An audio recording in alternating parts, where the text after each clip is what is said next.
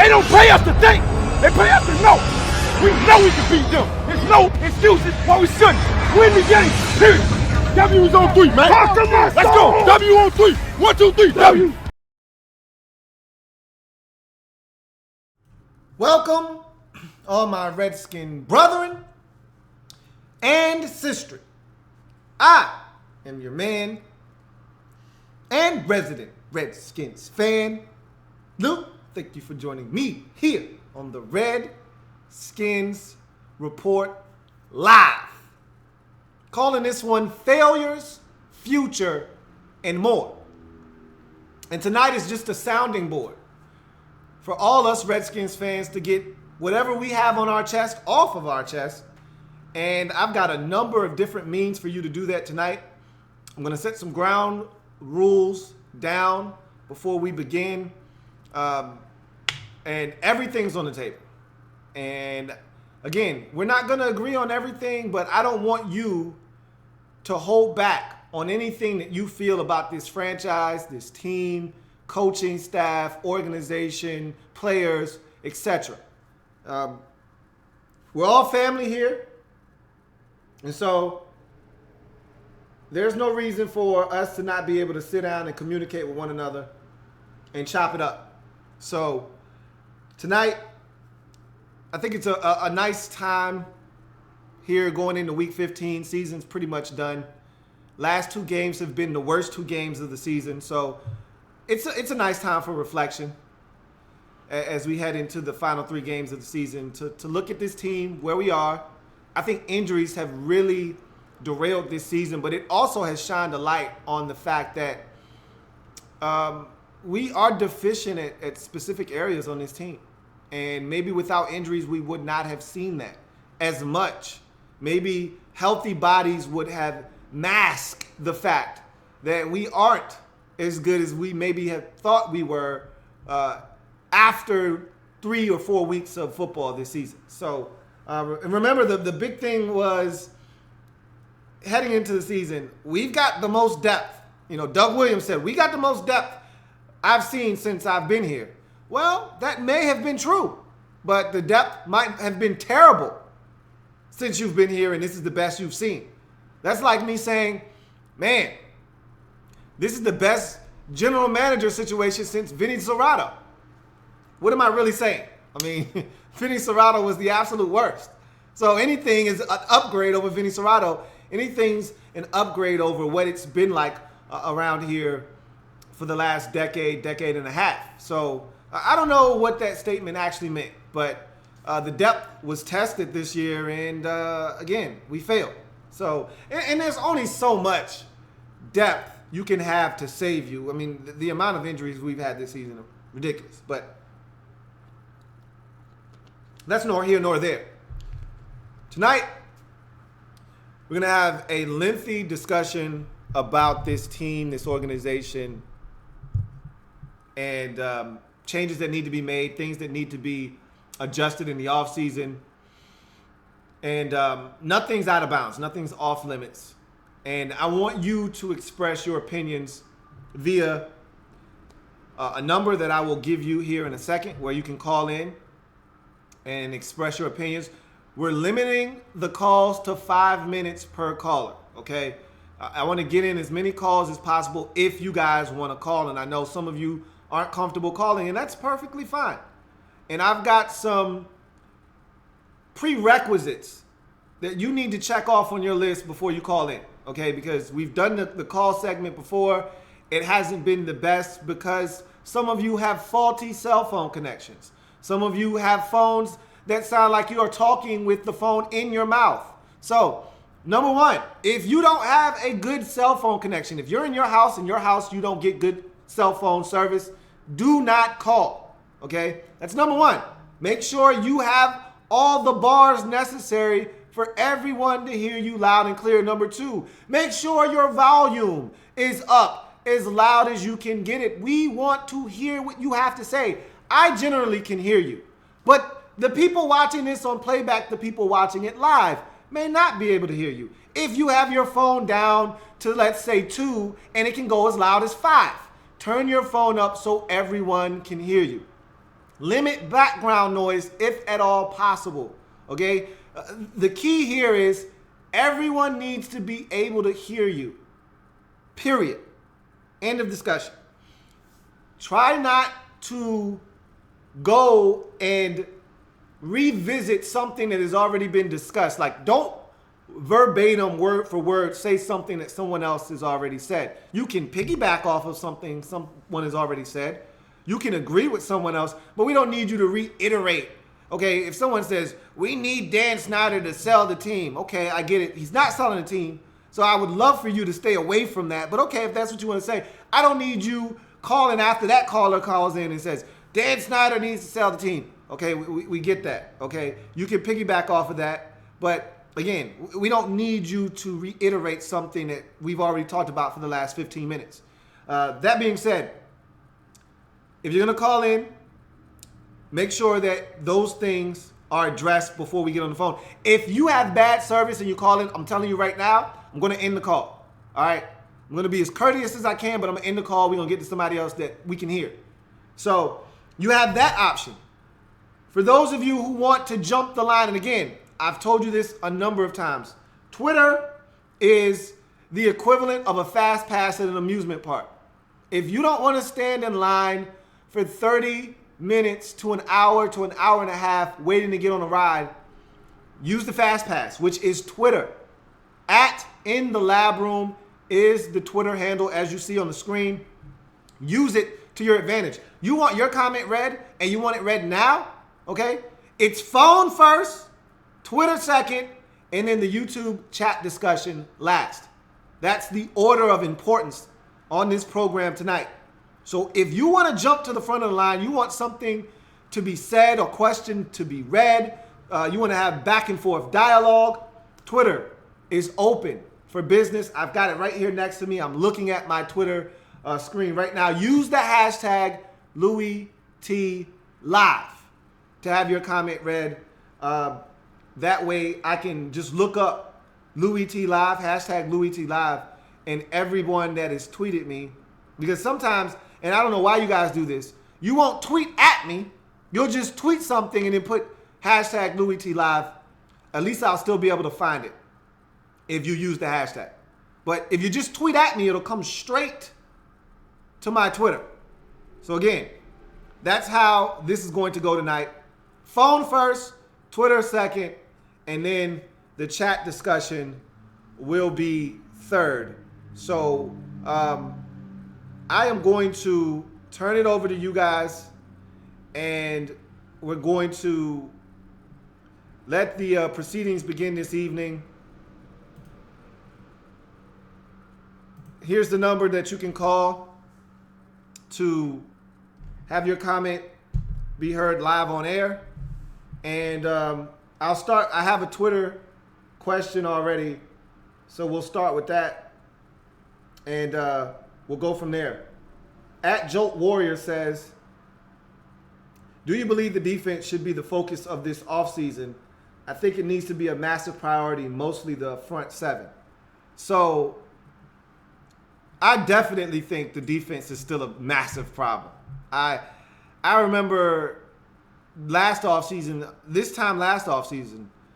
all we talked is defense, defense, defense.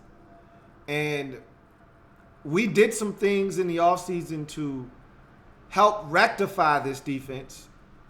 Make no mistake about that. But our defense is still bad. Now, I've been screaming for the same thing for the last, 5 to 7 years. I mean, I only stopped screaming about it when we drafted Brian Orakpo because I thought he would be the answer, only to find out that he wasn't the answer, and I started screaming the same thing over and over again. We need an elite pass rusher. We need a guy that is good at bagging quarterbacks. We need a guy that on 3rd and 7 is going to put pressure on the opposing team's QB. We don't have that guy right now. Don't tell me Ryan Kerrigan. I don't want to hear it. Don't tell me Julian Gillette. I don't want to hear it. Don't tell me Preston Smith. I don't want to hear it. And I told you, and I'm not going to write him off yet because I hate when people do this, but I told you when we drafted Ryan Anderson, he's not a pass rusher. He may be something else. And I'm hoping that eventually he turns into a serviceable football player for us. You know, Trent Murphy wasn't all that good for us the first couple of years as a rookie and into his second year. So there's more than enough time for him to become a good, solid contributor for this team. But Ryan Anderson is not an elite pass rusher, which is what I've been begging for. And instead, what I've gotten is Preston Smith, Trent Murphy, and Ryan Anderson. And I told you, Ryan Anderson is a clone of what we already have in Trent Murphy and Preston Smith and Ryan Kerrigan. He's solid, but he's no one's elite pass rusher. So, for me, we need elite pass rushers. Point blank, end of discussion. I told you, Ryan Kerrigan can be someone's Batman. Someone's Robin. He's nobody's Batman. We don't have a Batman on our roster. We need one of those. I don't care if it comes from the interior. I don't care if it comes from the outside. We need someone elite. I think Jonathan Allen's going to be better in year 2. Thought he was really solid for us before the injury. Matt Ioannidis was coming along before the injury and before Jonathan Allen went down. He was playing at a very high level, the best we've seen from him in his brief career thus far. So we're building some things along that front, but we don't have enough. We need more, and we need something elite. Not another complimentary piece. We need something elite. So that's what I'm looking for defensively. I'd love another linebacker, inside linebacker. But if you told me that we had to roll with Mason Foster and company again, as long as we re-signed Zach Brown, I'd be cool with that. But I'd love to get an upgrade there as well. But you can't upgrade everything at once. So if you told me I had to choose between a safety, which I think is a little bit down the list of things that we need at this point with Swearinger, and I think Nick Nasty is going to be a really good one if he can just stay healthy. Cravens looks like he may be coming back next year, but I'm not banking on anything with him. But if you told me that I had to prioritize what we need defensively first, I'd tell you that it's an edge pass rusher. First, before anything else. Number 1 would be an edge pass rusher. Number 2 would be an edge pass rusher. And then number 3 would be an inside linebacker. Because I still think we're fine at corner. Even though Vitamin B is probably on his way out at season's end. I think he's going to get a nice contract from someone else in free agency and move on. I think Fat Moreau's going to step in and he'll be just fine. So, I think we'll be able to get away with our cornerback situation. And I think the interior of our defense, if we're going to keep playing a 3-4, and I know you're not in a 3-4 but so often, still, if you're going to continue to play a 3-4, you have to get a nose tackle. Have to. If you're going to play a 3-4 defense, it is imperative. Ziggy Hood is no one's nose. Stacey McGee is no one's nose. Terrell McLean is no one's nose. So if you're going to do that, get a nose. That'd probably be third on my list after a pass rusher and after a pass rusher. We got a call, so I'll go ahead and take it right now. You're on the Redskins Report Live with Louie T. Who am I speaking with? You're speaking with Ryan here. What's going on, man? Good. So I kind of wanted to piggyback what you said off like the linebackers. Mm-hmm. Go ahead. All right. I can't really hear you. Oh, sorry. Go ahead and talk about the linebackers. Excuse me? Go ahead and talk about the linebackers. All right. So Ryan Anderson last game against the Chargers, he had 24 snaps and he got 5 tackles. All right. Okay. and Kerrigan had 42 snaps, but got 2 tackles. Preston Smith had 46 snaps, but he had no tackles at all. And Gillette had 35 snaps and 1 tackle. That tells you kind of where they're at right now in linebackers wise.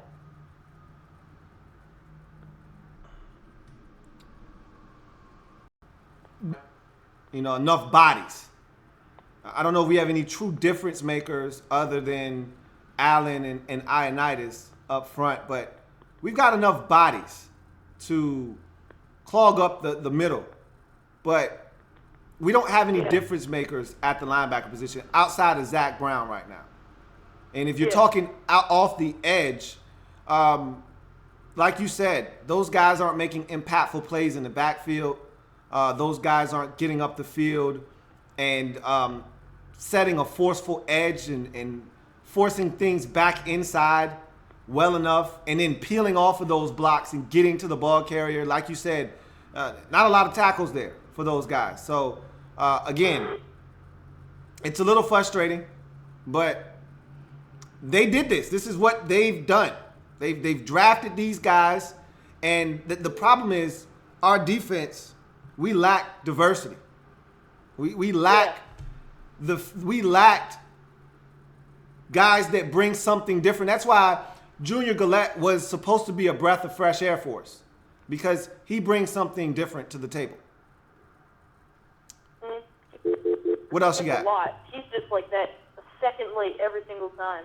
Yeah, exactly. Yep. He's getting pressure, but like you said, he's just a second late. And go ahead. And he's the only finesse kind of rusher we have too. Exactly. Like everyone else is just kind of like push him in. Yeah, bull rush, rip up the off the edge. That's generally what our pass rushers are all about. Preston Smith, Kerrigan, same deal. All of them looking to run up the field and then rip. So he's the only guy that's coming with any kind of finesse, like you said, a spin, hard outside, back inside, swim moves, all that good stuff. Yeah. So, but we need to get a first-round D tackle, I'm pretty sure. Well, it depends on, like, 2 drops and stuff. But it looks like we're going to get, like, top 12, 13 picks. Mm-hmm. But looks like right now that we need to get another D tackle to go with Jonathan Allen, Matt Ioannidis, and then Anthony Lanier. Because you look at him, the last 3 games he's got a sack. Against the Chargers, he got sacked, 4 tackles, a pass deflected, and she's had 7 tackles in the last 3 games. I think that to me is where the building block of the defense is, to be honest with you, is the secondary and those 2 up the middle in Ioannidis and Allen. I think those are the 2 guys up front that if, you know, again, a lot of people are in love with Kerrigan, and Kerrigan does make impactful plays at times, but he's not consistent enough for me.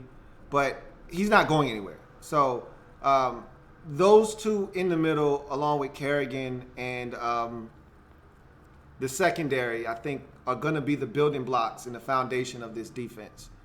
Yeah. And then, what else is there? Last point, and then we're going to go to another caller. All right.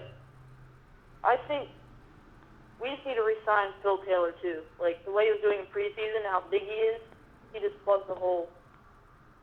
Yeah, it was disappointing to see him get injured because he was playing so well in the preseason, and I don't know how he would have fared throughout the regular season. He hadn't played football in over, 2 or 3 years, but he looked good, and he was exactly what we needed for this defense. We haven't had a guy like that since we switched over to the 3-4 defense. Yeah. All right, man. Appreciate you calling in, Brian. All right, see you. Have a good one. All right, bye. All right. Been having a lot of technical difficulties here. I apologize for that, guys. I don't honestly don't know what was going on. I did have a little bit of an issue with my Ethernet cord earlier, but I resolved that. So don't know why we're having the issues that we're having, but nonetheless, we forge on. And so check Twitter, and then we'll get to some of your comments on the stream. See what we got.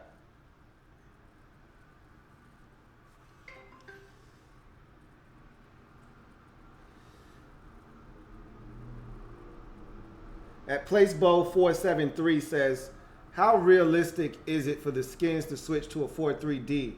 I understand the team is in a 4-3 look a lot, but how effective has that been? We need free agents and draft picks that fit the scheme and stay away from tweeners, and maybe a few already on the roster will thrive. You know what? I've been fighting and resisting change for the longest. Like, oh, it doesn't matter. We play a 3-4, but we're in 4-3. We're in nickel, in an even front 65-70% of the time. What difference does it make? It makes a ton of difference. I think you're spot on, Paris. Straight up.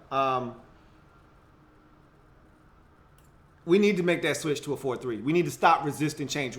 We haven't had the personnel for a 3-4 defense since we made the switch. We've never acquired the proper personnel to run an effective 3-4 defense.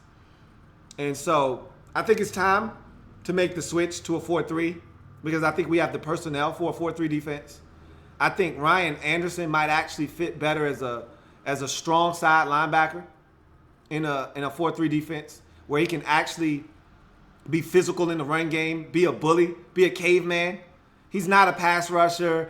He's not a guy that you want running with tight ends. He's a physical, set the edge in the run game type of linebacker. We'll put him as a strong side linebacker and let him do that. I think Zach Brown is the quintessential weak side linebacker in this league. Move him to weak side linebacker. All right. So, and then all you would really need then at that point is a middle linebacker. And I guess Mason Foster could fill that void for now. We probably would need to upgrade that position via the draft at some point, but you can get away with it right now. And I think Kerrigan was a hand in the dirt defensive end at Purdue. I think he's better with his hand in the dirt. Let him revert back to that. Same can be said for Murphy and Preston Smith. And I'll take it a step further. Jonathan Allen and Matt Ioannidis played in 4-3 defenses at college. Ioannidis at Temple and Allen at Alabama. I think they both thrive in those settings with 4 defensive linemen. So that, and remember, that's when we were bringing in Jonathan Allen out of that nickel package. A lot of times, that's when he was at his best in passing situations. So I think that the switch to 4-3 would be beneficial. And just like you said, some of the guys that right now don't have a real position on this team or are tweeners would probably be better suited for a 4-3 defense as a base. So I think it's time for us to make that switch. I agree with you. At Placebo473. Great tweet. At Vinny125VIP says, I think we aren't re-signing Kirk and are in for a 3 to 5 win season. Maybe this will lead to Bruce being kicked out of DC. I want us to draft defense. And he lists a number of guys he's looking at. Via. He says Roquan Smith, Minka Fitzpatrick, and then he throws at the bottom Barkley, Rosen, Darnold. If they fall, they're not. I can assure you, none of those guys you just named at the very end are falling out of the top 5. Saquon Barkley will be a top 5 pick, as will Sam Rosen and Darnold. So I don't see any of those guys getting out of the top 5. And you know how quarterbacks go. Remember last year we were talking about Mitchell Trubisky and all these quarterbacks and how, this is a weak draft class for quarterbacks. And the Bears traded up to 2 to take Mitchell Trubisky. That's what happens with quarterbacks. So those guys won't be around. But we're heading for a crash course for a top 10 pick right now. So we're going to be in there and we're going to have a chance to get something really good. Quarterback, maybe. I don't think Kirk's going to be back either, Vinny. I don't. So we'll see what happens. At Vinny125 VIP says, and where do you see elite pass rushers that we could get in the draft this year? Well, there are going to be a number of those guys at the top of the draft. Arden Key out of LSU. He's a little light for my liking, but, I mean, we'll see. You know, we've seen in the past guys bulk up for the combine, and I don't know how he's going to carry that weight, but Arden Key's a long, twitchy defender out of LSU that I think can get to the quarterback. There's Bradley Chubb out of NC State. Is a guy that he's more of a 4-3 guy to me. You know, and again, this is our problem because we got to figure out what we are as a defense, make a distinction, and then we need to draft to fit what we're doing. If we're going to stay with this 3-4 nonsense, then Bradley Chubb to me doesn't fit what we do. He's a big Mario Williams type, 275-pound defensive end. Can set the edge in the run game, get after the quarterback. Then you've got the Boston College kid that can get after the quarterback as well. And he's another one of those guys I look at that has good size. Don't necessarily know if he fits in a 3-4 alignment. Is more suited for a base 4-3 defense. So his name is Harold or something Harold or Harold something. I can't remember his name. You guys know who I'm talking about though. So those are the top guys as pass rushers that we'll be looking at, and it's hard to look at the draft first because free agency comes before the draft, and free agency will dictate what we need to do in the draft. If we remember last year, everything was like we need D linemen, we need D linemen, we need D linemen, and then we go sign 2 D linemen in free agency. Now neither one of them were impact players, and I wasn't impressed with either one of those guys last year. But they still were bodies, and after signing them, I didn't think we would go defensive line in the first round, but then again, we didn't think Jonathan Allen would fall to 18 either, so there's that.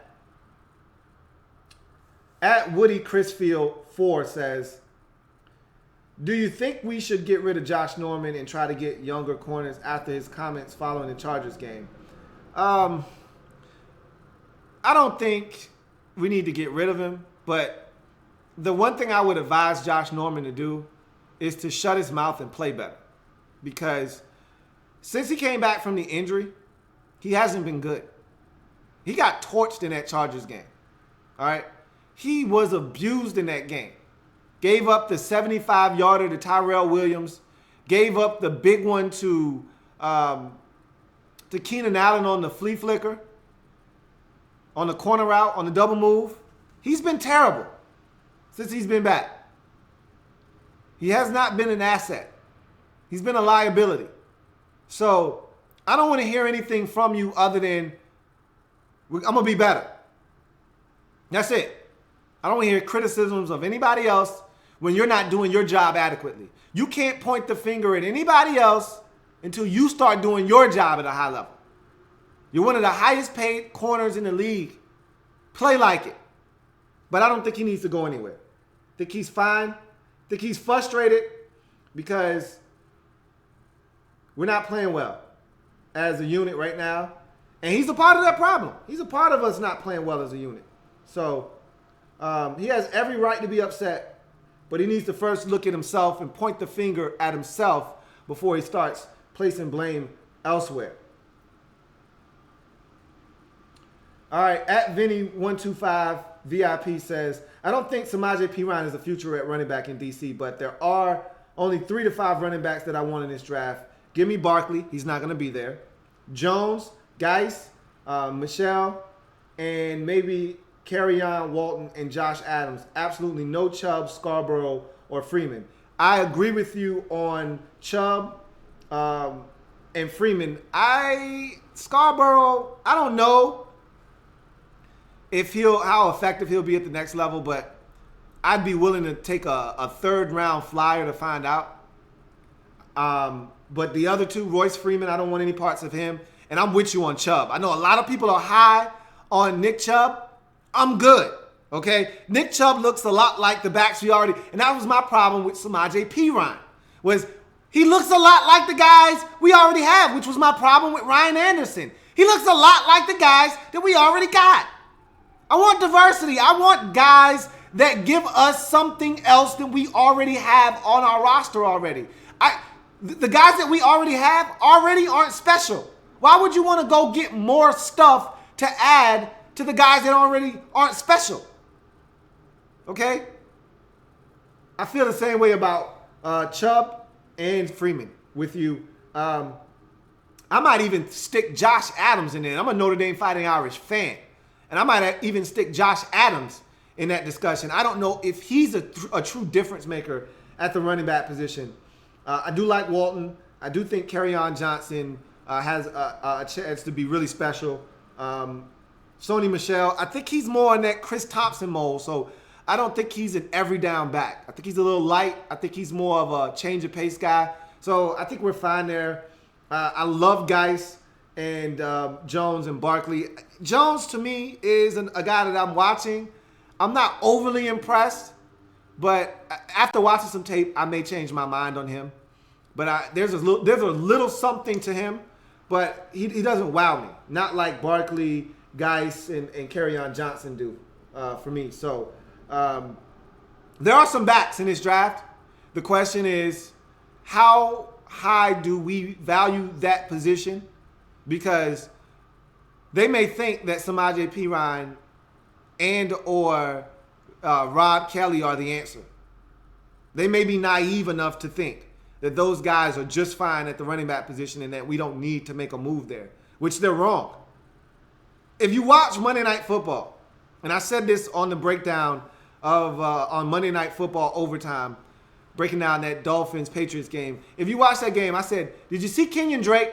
And I said, Redskins fans, take notes. That's what your back is supposed to look like. You know how you hear John Gruden keep saying, BYOB, be your own blocker. They're going to be unblocked defenders in the backfield. You got to make them miss. On just about every play, there's going to be one guy unaccounted for. You're going to have to make him miss. Kenyon Drake was outstanding last night, making guys miss in the backfield and then turning what would have been a 2-yard loss for any back on our roster. Any back. That includes Chris Thompson. Turning those into 35-yard gains. We need a true difference maker back there. At AJ So Goofy says, I know Josh Norman voiced his frustration this week. How would you evaluate his play this year? I pretty much answered that one already. I haven't been I thought he was great early on in the season. I thought he picked up right where he left off last season with his play pre-injury. This season he was forcing fumbles. He was impactful. He was getting his hands on footballs. Now he's all talk and no show. And early in the season, teams were afraid to come at him. You know, they were throwing away from him. He was getting 1 or 2 targets a game. They specifically went after him in the Chargers game. They didn't shy away from him. They went after him. He's being nosy. His eyes are always in the backfield. He's not even paying attention to the receivers that he's covering. He's so busy keying the quarterback's eyes that he's losing track of where the receiver is. And by the time he realizes, that receiver's already got 2 steps. And he's not a track guy. He's not a burner, never has been, never will be. His technique has been severely flawed this season. He's got to be better.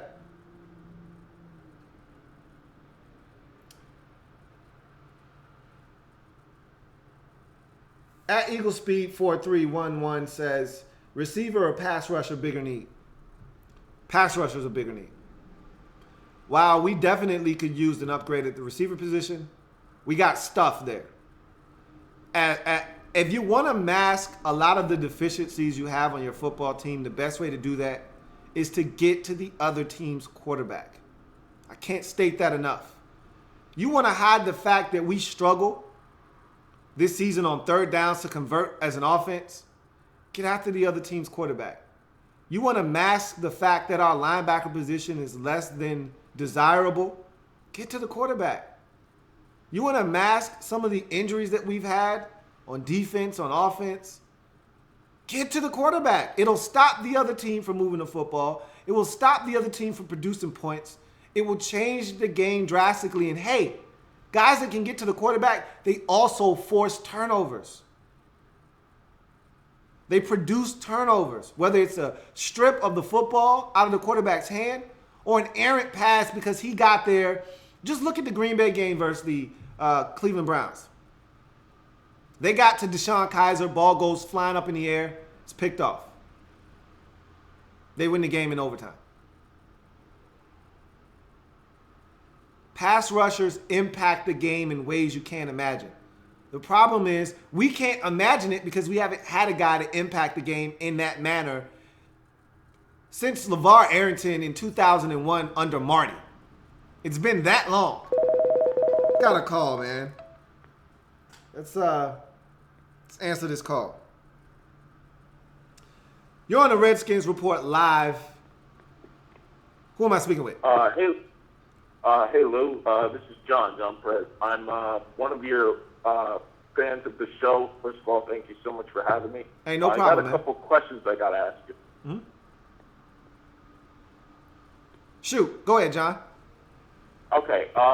First one, do you think you can see Dolphins wide receiver Jarvis Landry in a Redskins uniform next year? Absolutely, I could. I think that's a guy that I wanted at the trade deadline. So I think that would be a great move because I stated this a number of times this year. We're missing that Pierre Garçon chain-moving type of receiver. To me, he's the best in the business at doing the dirty work, digging out safeties, blocking guys in the run game, and just being a physical competitor. You know, throw it to him on 3rd and 6 at 4 yards, and he's going to fight to get the extra 2 yards, which is what Pierre used to do for this offense. I don't know if there's a better receiver at that yards after the catch in this league right now than Jarvis Landry. He doesn't average a ton of yards per completion this season, per catch, but he works so hard for everything that he gets, and that's what we're missing right now in Washington in this offense. Yeah, I like him. I like Jarvis Landry. Mm-hmm. I think he's set the physical presence. Mm-hmm. I understand Terrell Pryor was just a big disappointment for us, so yeah. I don't see Pryor coming back next year. Second question, do you think we could see Sheldon Richardson in the Redskins uniform if Seattle doesn't bring him back? I think we could use a guy like him because he's a big physical guy. He's not afraid to get in your face. Mm-hmm. He's a great run stopper. I would like to have a guy like that on my team, a guy who won't let his teammates be pushed around. I like Sheldon Richardson. I don't know if he's necessarily a great fit for the locker room. They've been big on bringing in character guys, which I'm with you. I don't mind having a couple of guys that are one felony away from being in jail or prison for 20 years. We need some more guys that are a little rough around the edges. That's why I wasn't as critical of the Ryan Anderson pick as I wanted to be. I was critical of the pick, make no mistake about it, because I don't think you spend a second-round pick on a guy that just doesn't have any discernible traits. But Ryan Anderson is a little rough around the edges. We're so nice. We got a team full of nice guys. We need to be a little bit more rough. Sheldon Richardson would bring that element to the team. He's also not bad at getting to the quarterback either, so he would provide a little bit of interior pass rush. But I think, one, the Seahawks are going to bring him back. I think they love what he's brought to their team. And two, I just don't think that the Redskins are interested in a guy like Sheldon Richardson, even though I agree with you. I think he could bring an edge to a defense that could use a little bit more nasty in it. But I don't see the Redskins doing that. Yeah, I was thinking about that because when you talked about the 2017 draft wrap-up series, you said that you're not going to win with a ton of Boy Scouts. So right. You have to take guys that are a little bit rough, guys that have gotten into trouble. We need tough guys. You're not going to win with a bunch of nice guys or right.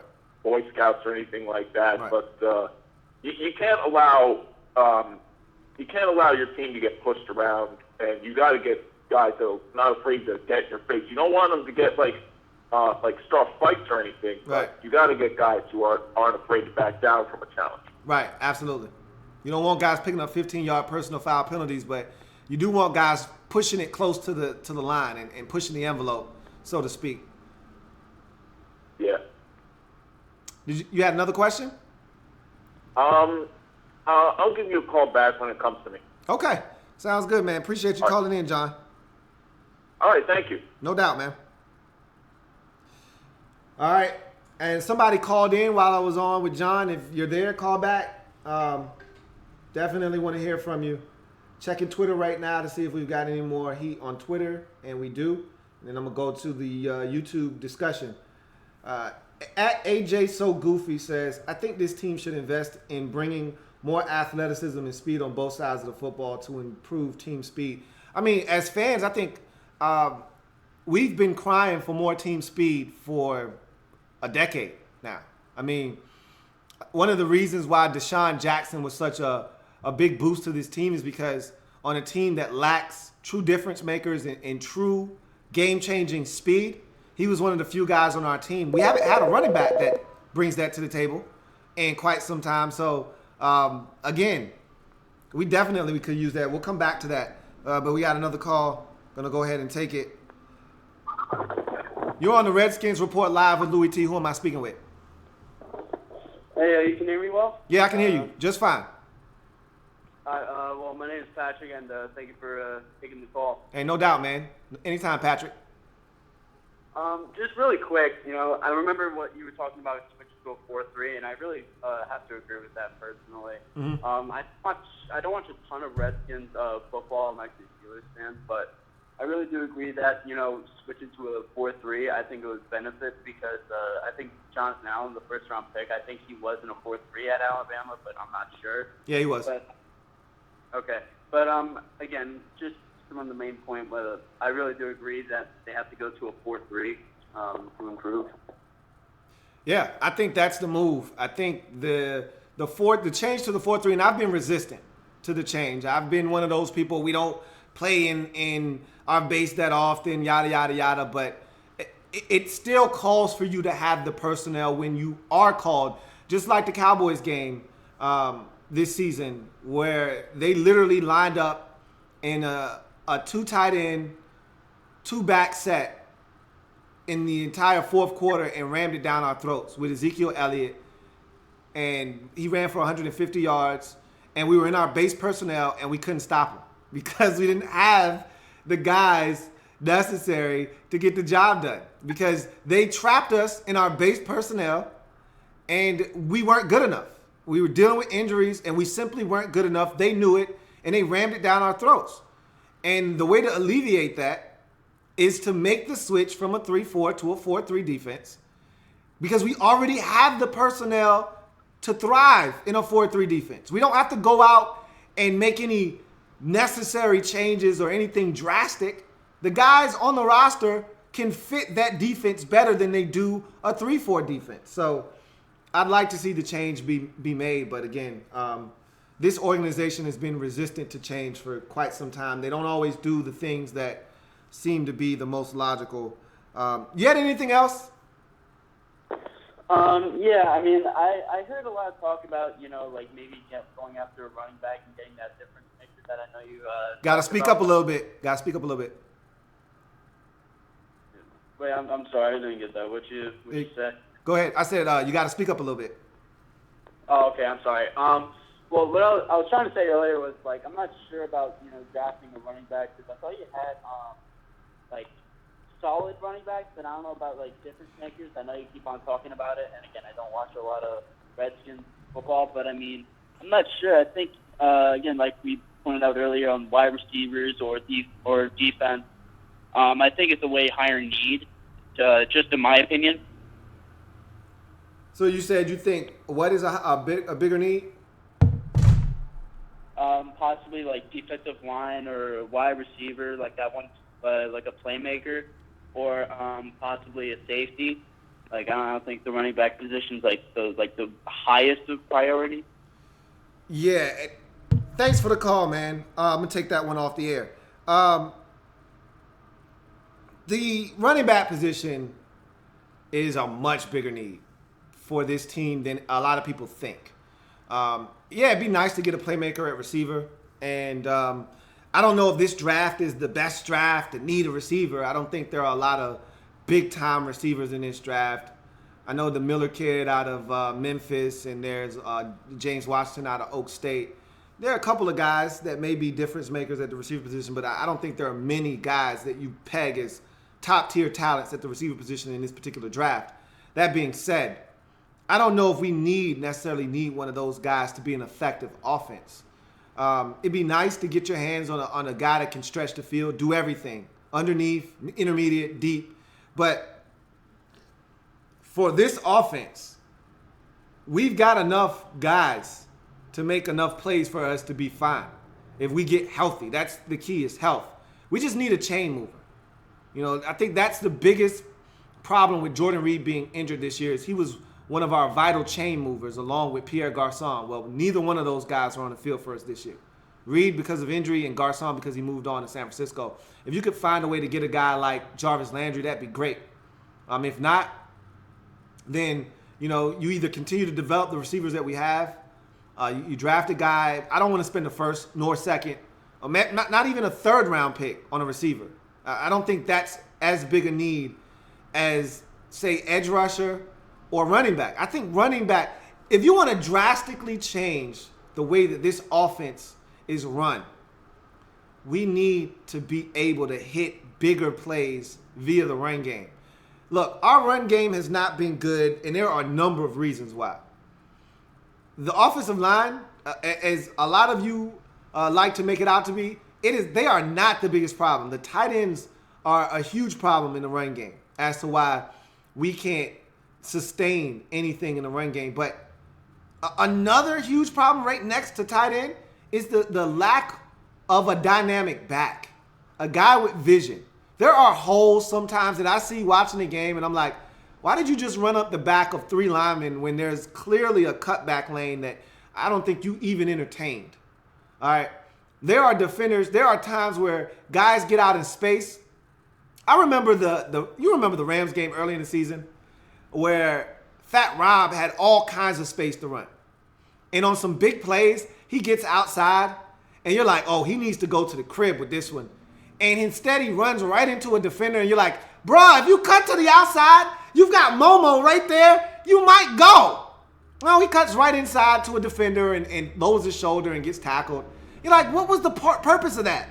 Like, what are you doing? That's what our running backs do. They run to contact. They don't run to daylight. They don't make guys miss. They don't take a 2-yard gain and make it a 7-yard gain. They don't take a gain of no yards and turn it into a gain of 3. They get what's blocked. And if nothing's there, they get nothing. There are no dynamic backs outside of Chris Thompson in this offense.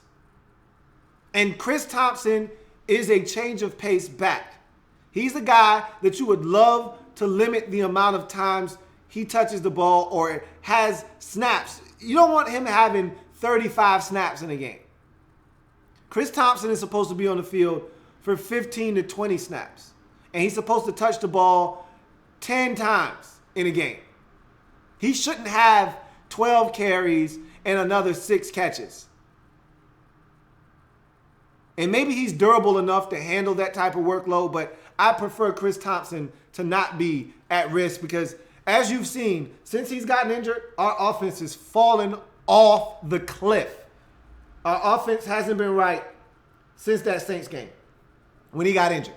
So we need a dynamic back. It changes everything in this offense. If we can get a guy that when he gets an opportunity and gets a crease, he can take it the distance. We haven't had a home run threat since Clinton Portis. And even Clinton Portis wasn't that big of a home run threat by the time he got to D.C. He was a hell of a home run threat in Denver. I don't think he was a big home run threat when he got here. Because we turned him into a 3 yards and a cloud of dust back in Joe Gibbs' system. And I was fine with that because he was a tough son of a bitch. But at AJ So Goofy, I agree. We need more team speed. Both sides of the football. I think that's something that we definitely need. to address. Got a call. Going to go ahead and take it. You're on the Redskins Report live with Louie T. Who am I speaking with? Hey, what's up, bro? My name is Michael. What's going on, Michael? I'm okay, bro. Just want to say I'm a huge fan of the show. I try to watch you as much as possible. But I got a question about the quarterback position. I know you're probably tired of hearing about it, but if the Redskins do not re-sign Kirk Cousins, do you think we should get a veteran quarterback? You know, more like a Eli Manning. And then you got, somebody like Jimmy Garoppolo, or a Case Keenum is a free agent, or you think we should just go in the draft and try to get one of these young guys in the draft? What do you think is the best direction we should go at the quarterback position? That's a good question, Michael. There are going to be a lot of options. This is one of the most intriguing quarterback off seasons I can think of in recent memory. You just ran off about 5 quarterbacks that are going to be free agents or at least available, like a Alex Smith. He's still under contract, but he might be available via trade. Andy Dalton, new management most likely coming in Cincinnati. Marvin Lewis is going to be on the outs. I don't think that they're going to make Andy Dalton available, but for the right price, maybe he's available in Cincinnati. Drew Brees is a free agent. I don't think he's leaving New Orleans, but you never know. So, like you said, Case Keenum, I'm still shocked at how well he's played this season, so I don't buy what Case Keenum is selling, but he's going to be a free agent. Like you mentioned, Jimmy Garoppolo in San Francisco, who's balling right now. I don't see him leaving San Francisco, but again, that's another option that you can explore if you're the Redskins. A.J. McCarron, same thing in Cincinnati. He's a guy that's going to be a free agent this offseason, so he's another guy you throw into the mix. There are a number of guys. You threw Eli Manning out there as a potential guy that you might be able to get. There are going to be a number of names floating around. All the quarterbacks in Minnesota, Teddy Bridgewater, Case Keenum, and Sam Bradford, all going to be free agents this offseason. So there are a number of guys that you could go out and try to fix the position. But specifically, you asked, should we handle this position with a veteran if we lose Kirk, or should we go the young route?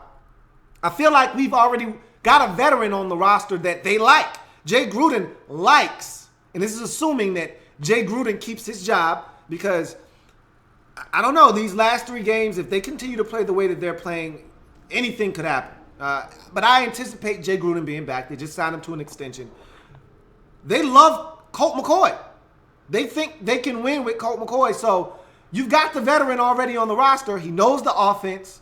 So there's not a big drop-off in terms of having to teach somebody the verbiage and where to go with the football, the proper reads, things of that nature. So I think the smart move, if Kirk is not back, is to start from scratch, start anew.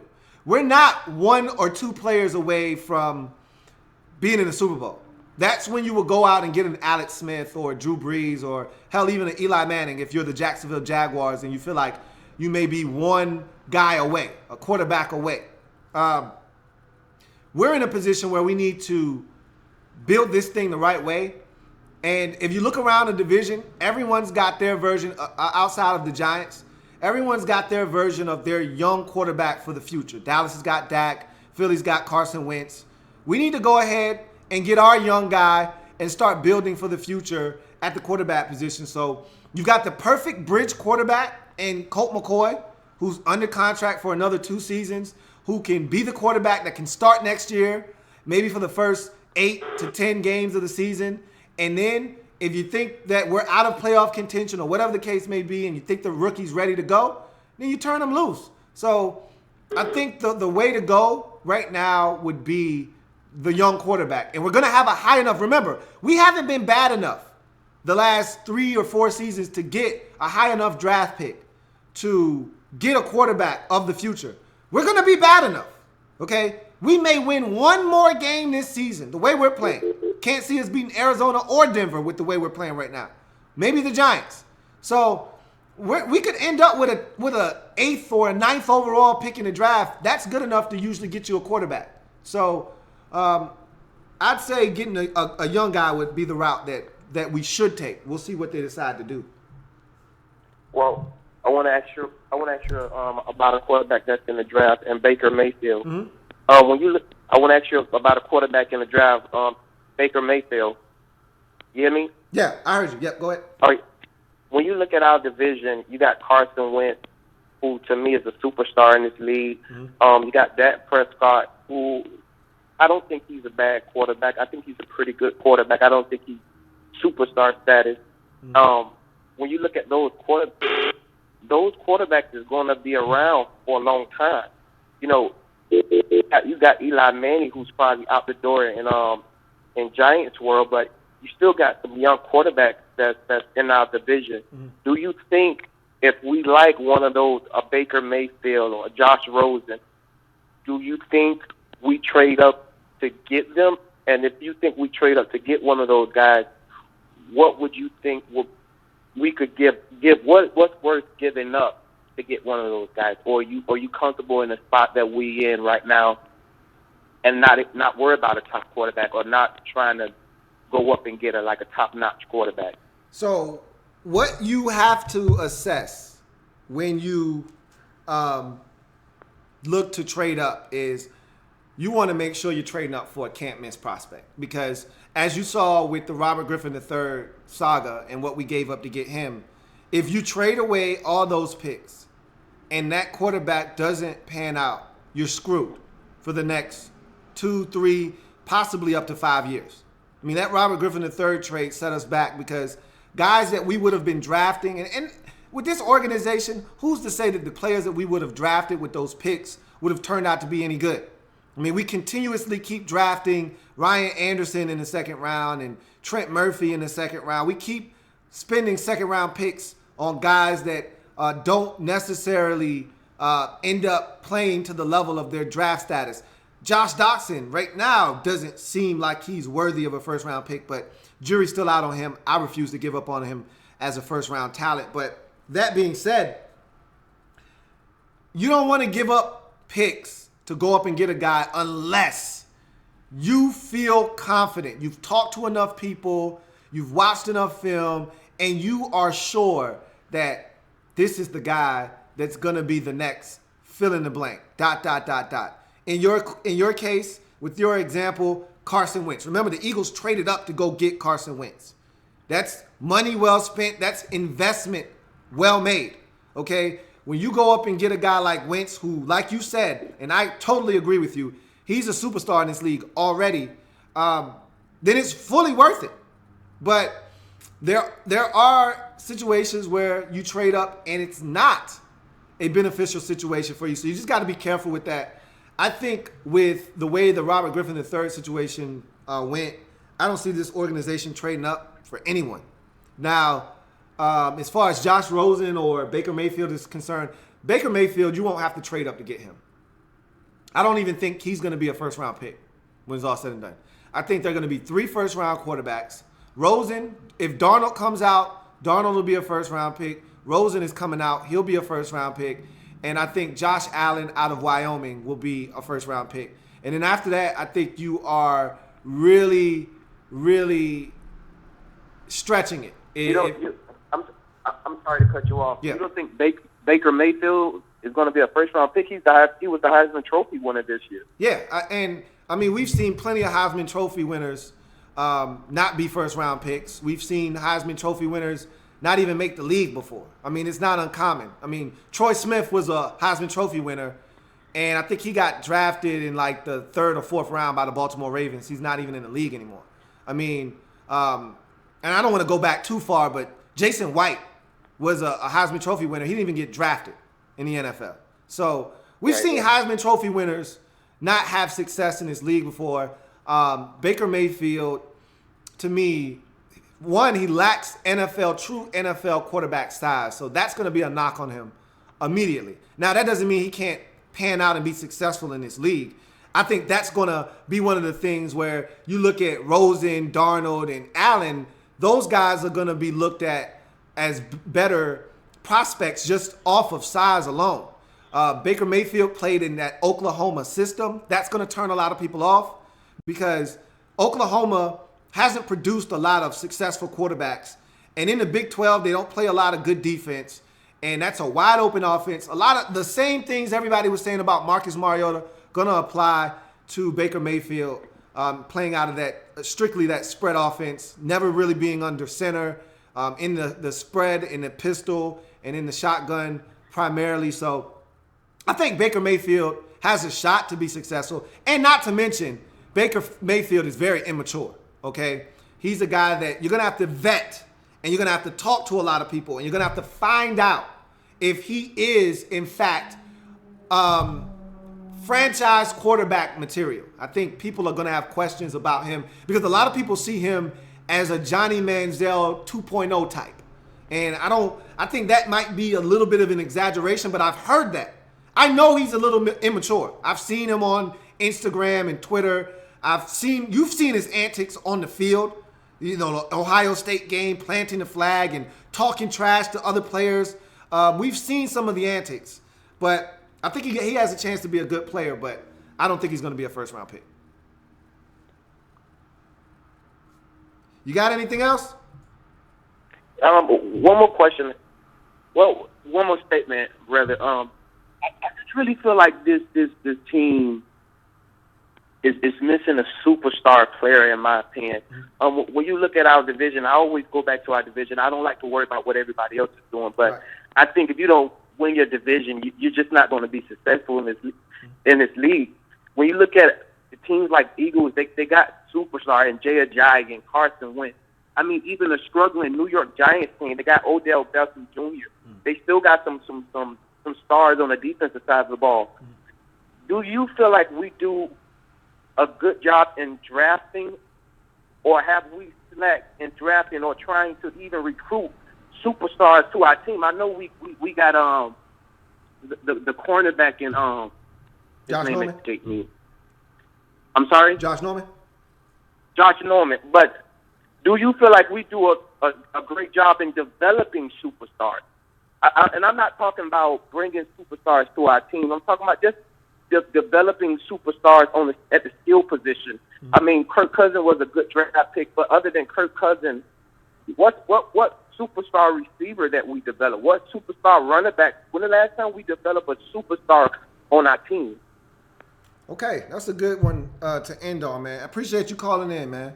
Really do. All right, thanks, bro. No doubt. Thanks, bro.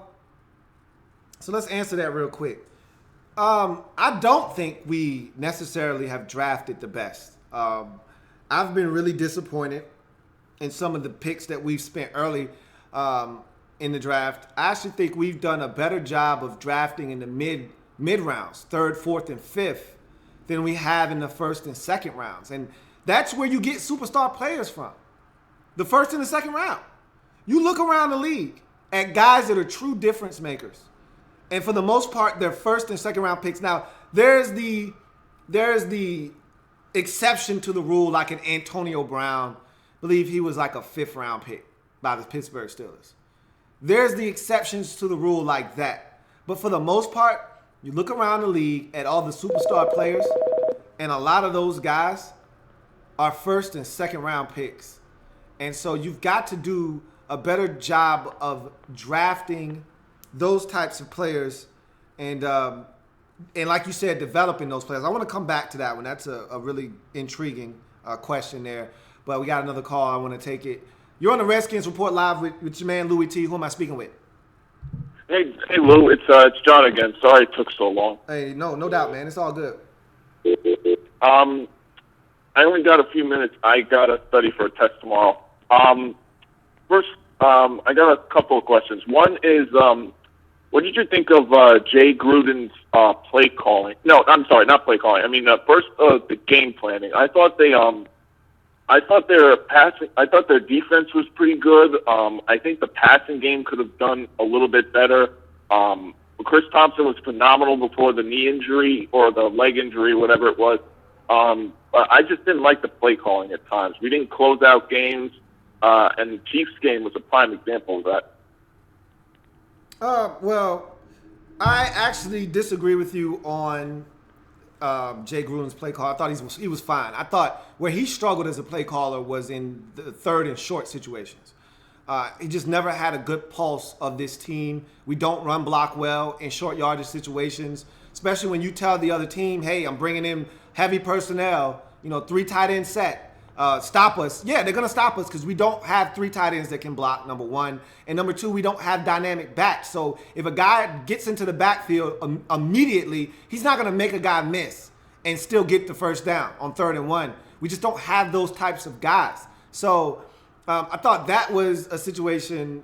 We found ourselves in too many 3rd and 1s that we didn't convert this year that cost us. None bigger than the Saints game, obviously. But the Chiefs game, I think that's another bad example because late in that game, I thought Jay Gruden dialed up some beautiful calls. I mean, Josh Doxson, first of all, that play that Josh Doxson dropped the football on, that should have been a touchdown. First of all, Doxson, I need him to come down with that one. Second of all, Jordan Reed was wide open on a double move on the other side, which is where Kirk was supposed to go with the football. Kirk said it after the game, and Jay Gruden said it after the game. And Jordan Reed was jumping up and down, upset because he was open and he was supposed to get the rock on that out and up. So I thought it was a great play call. He put us in a position to win, and we didn't execute.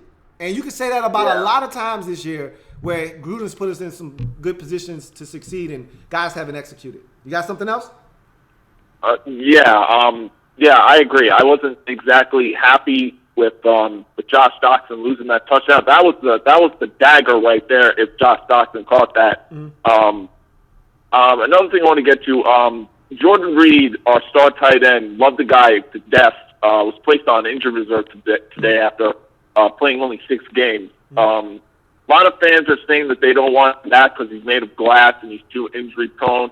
I think we should get. I think he deserves to be in a Redskins uniform. Mm-hmm. I know he hasn't been able to stay healthy. This just wasn't his year. The toe injury really in training camp really hampered his production. I thought he had a great game against the Eagles. I thought he started to slowly get his stride back. I love the guy. I really hope we don't give up on him because he's, believe it or not, my favorite player on the team alongside guys like Josh Norman and TJ Stringer, Jonathan Allen. He's the one guy on offense that I actually have a huge affection with. Mm-hmm. Yeah,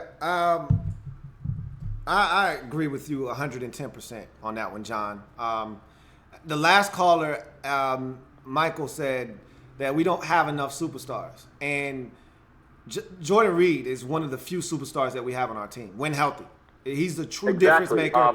When he's a mismatch nightmare. Mm-hmm. I've seen this guy beat double teams and triple teams, and you can't game plan for a guy like that. Absolutely.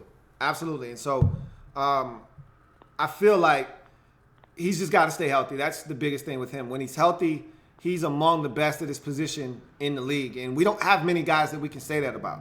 Trent Williams is one on the offensive side of the football, and Jordan Reed's the other on the offensive side of the football. You want to throw Kirk in there? Fine, knock yourself out. But if you're talking elite, Kirk's not elite. Kirk's good. He's really good, but he's not elite. Trent Williams is elite.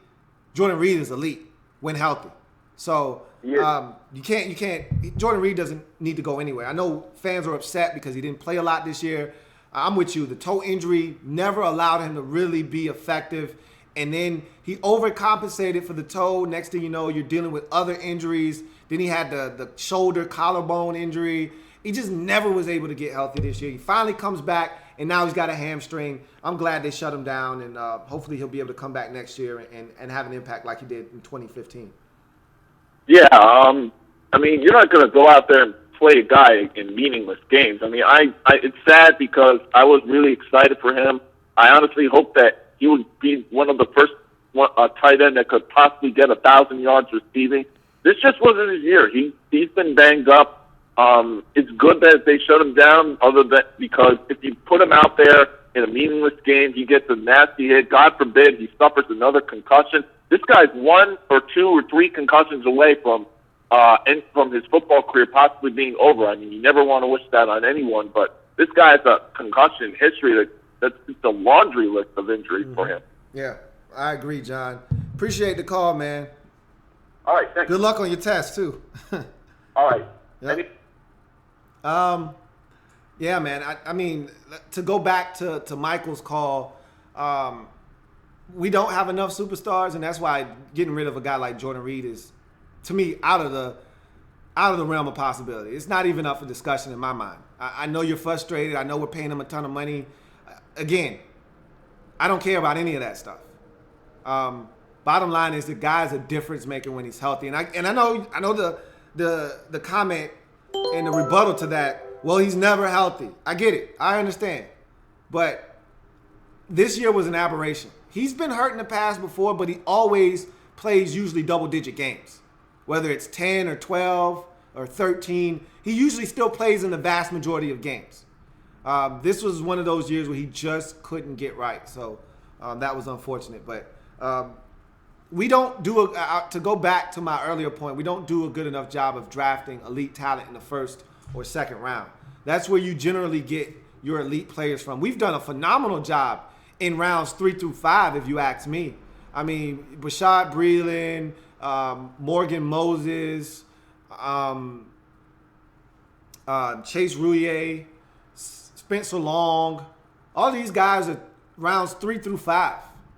I'm missing a bunch of guys that, Jamison Crowder. All of these guys are rounds 3 through 5. I think Nick Nasty is going to be a big-time player for us moving forward. Again, rounds 3 through 5, where we've dropped the ball over the years has been in the first and second round, because those are the guys that are supposed to be your cornerstone football players. Brian Orakpo is supposed to be a beast for us in the prime of his career right now. Where is he? He's in Tennessee because he was a marginal player at best for us. He's playing well for Tennessee. He was playing well for us, but it wasn't good enough, and it wasn't the type of money that he was looking to command. He didn't need to get that from us. Okay, but that's the problem. We're not drafting guys that deserve second contracts here in D.C. That's the problem. Robert Griffin III, he's not even in the league right now. You can't make those types of mistakes in the first and second round. All right, so that's been my biggest gripe, is that we're not drafting enough impact players in the first and second round. And from a coaching standpoint, we don't do a good enough job of developing talent. I think right now, where you're seeing coaching start to really manifest itself is in the secondary with Torian Gray. You want to talk about a guy taking players and helping them maximize their talents? We need more coaches like Torian Gray. Our secondary, those guys have been outstanding. Haven't been great of late, but I've seen market improvement from year 1, 2, and 3 for a lot of these guys. You're looking at one of the best slot corners in the league in Kendall Fuller. That's not an accident. Q-Bar playing some of the most confident football. He got beat in the Chargers game, but Q-Bar's come a long way. Remember, we're talking about a guy that, as an undrafted free agent, came to the Redskins as a receiver. He's still making that transition to corner. And I've seen him grow leaps and bounds this season under Torian Gray. I think Fab Moreau is going to be a stud under Torian Gray. So that's what we need at all the positions. I think Jim Tom Sula is a fabulous defensive line coach. I thought he was doing wonders with Jonathan Allen. You saw the leap that Matt Ioannidis took before his injury, before he injured his hand. You saw what Ioannidis was doing. He was the most improved player on his roster. We've got some positional coaches that are coaching their ass off. We just need more. We need more. We need more talent, too. That always helps. Let's get to Twitter, though. Let's get back to Twitter. See if we got anything there. Aaron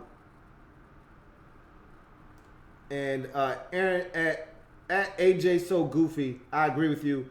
We definitely need to upgrade the team speed for sure. I mean, that's not even up for debate. We've needed more team speed for the longest. And that's why re-signing Zach Brown, and there was a report that came out last week that the Redskins were in contract talks with Zach Brown on a long-term deal.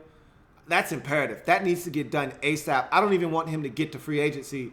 Yeah, he makes a lot of mistakes in coverage, but damn it, he's leading the NFL. Listen to what I'm saying to you. He's leading the NFL in tackles right now, is Zach Brown. Come on, man. Need to go ahead and make that happen ASAP. Also, AJ So Goofy says, What style of offense do you prefer? I personally prefer smash mouth football and controlling the time of possession, and I wish the Skins adopted that, but that's just wishful thinking. You've got to have the identity for that. We'll get back to that. We got a call coming in. I'm going to go ahead and take it. You're on the Redskins Report Live with Louie T. Who am I speaking with? Hello? You're on the Redskins Report Live with Louie T. Who am I speaking with? This David. What's going on, man? What's going on, man?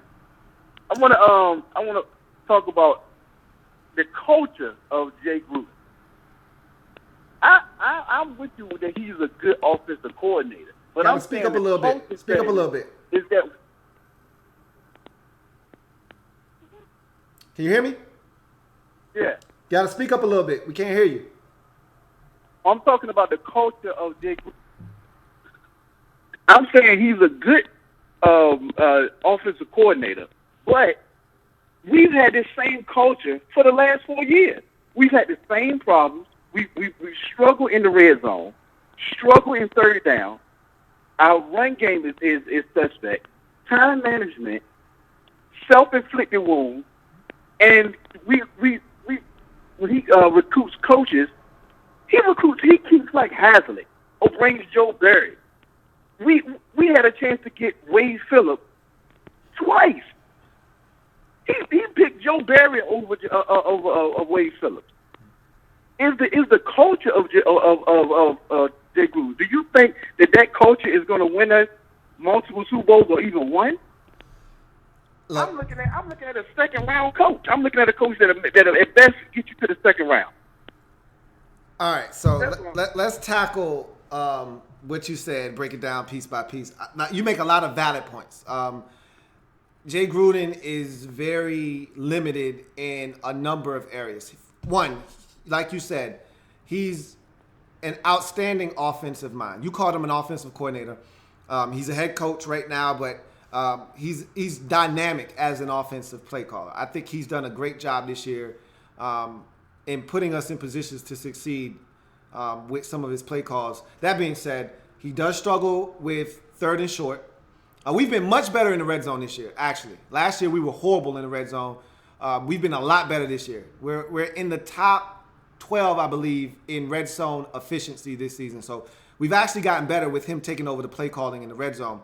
That being said, his time management is horrific. I agree with you there.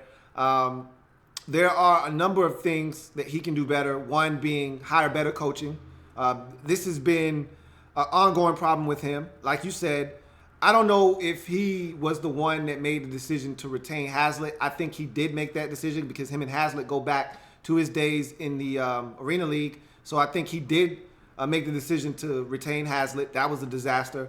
Like you said, could have had Wade Phillips. He wanted this job.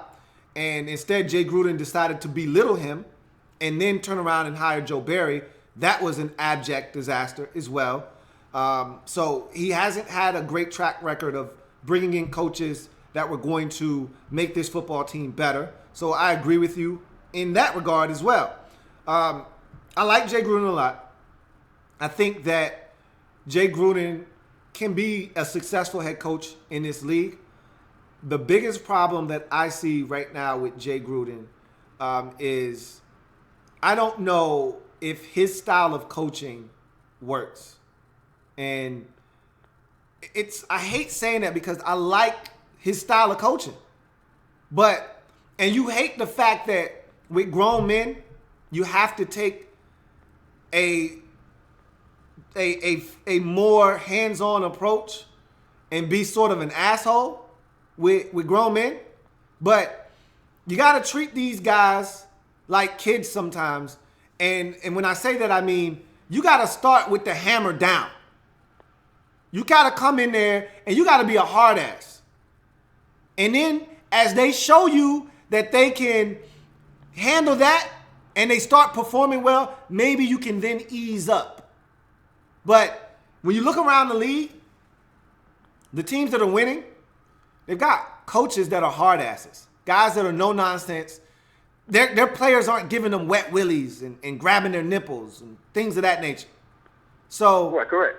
I love Jay, man, and I don't want to see change because when you change things as often as we have, you don't build continuity. But in the same breath, I'm not one of these people that say don't change for the sake of continuity. If change needs to be made for the sake of us becoming better, then I'm all for it. But I don't know. I struggle with Jay Gruden because, well, on one hand, I don't necessarily feel like he's a big problem. But on the other hand, I look at all of the things that you mentioned, and then I look at some of the things that I see on a week-to-week basis, and I say to myself, we shouldn't be as bad in some of these areas that we are, and it's a direct reflection and correlation to Jay Gruden. So, I don't know. I mean, I struggle with the Jay Gruden dilemma because I don't... What? Go ahead. No, you go ahead.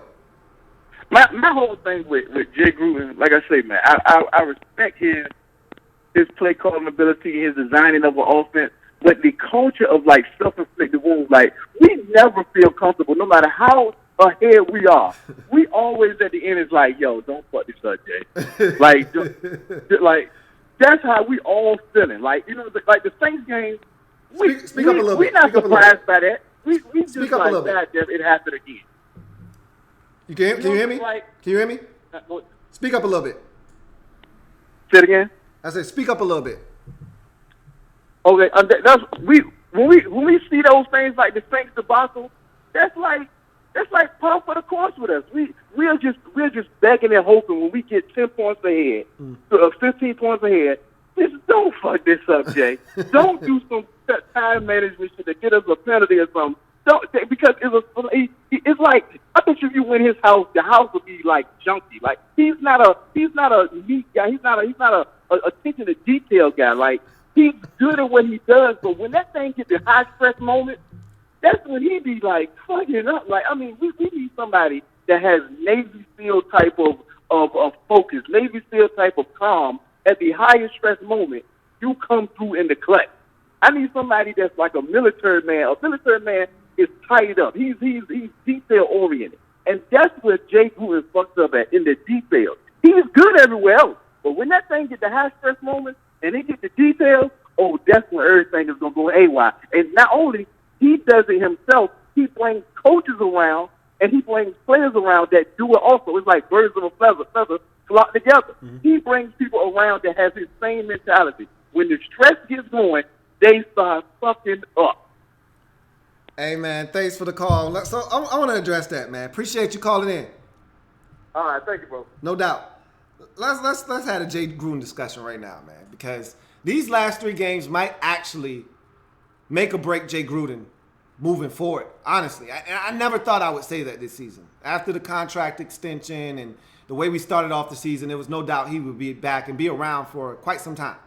But we got blown out on primetime television against our most hated rival in the Dallas Cowboys, which in effect ended our season. You had the meltdown in New Orleans preceding that by a couple of weeks. Yeah, you beat the Giants on Thanksgiving. That wasn't pretty. But you have the debacle on Thursday night against the Cowboys. Then you turn around and get your ass whooped out in Los Angeles versus the Chargers. This looks like a team that's quit, that's thrown in the towel. And that's a reflection of Jay Gruden. And if you can't motivate your players when the shit hits the fan, and look, season's done. I get it. Who gives a damn, right? You need to give a damn and your players need to give a damn. And if you can't get them to understand that, then you're not the right man for the job. So it's not about winning these last 3 games. I want to win. You know how I am. You know, I'll be the first to tell you, I'd love to get a top 10 pick, but I don't want to get a top 10 pick at the expense of losing. I hate losing. To hell with losing. Losing is for losers. That being said, we just need to be competitive. We haven't been competitive the last 2 weeks. And if this continues, that's a referendum on Jay Gruden. So I struggle with the Jay Gruden dilemma just because I want continuity. I like Jay Gruden. I don't think he's the biggest issue that we have on this football team with this organization. I think we can win with Jay Gruden. But with all that being said, For every good thing Jay Gruden does, there's something that he does equally as bad or worse. I.e. time management, i.e. Challenge when not to challenge. Like that New Orleans Saints game, what the hell are you challenging the catch, the Kobe Fleener catch?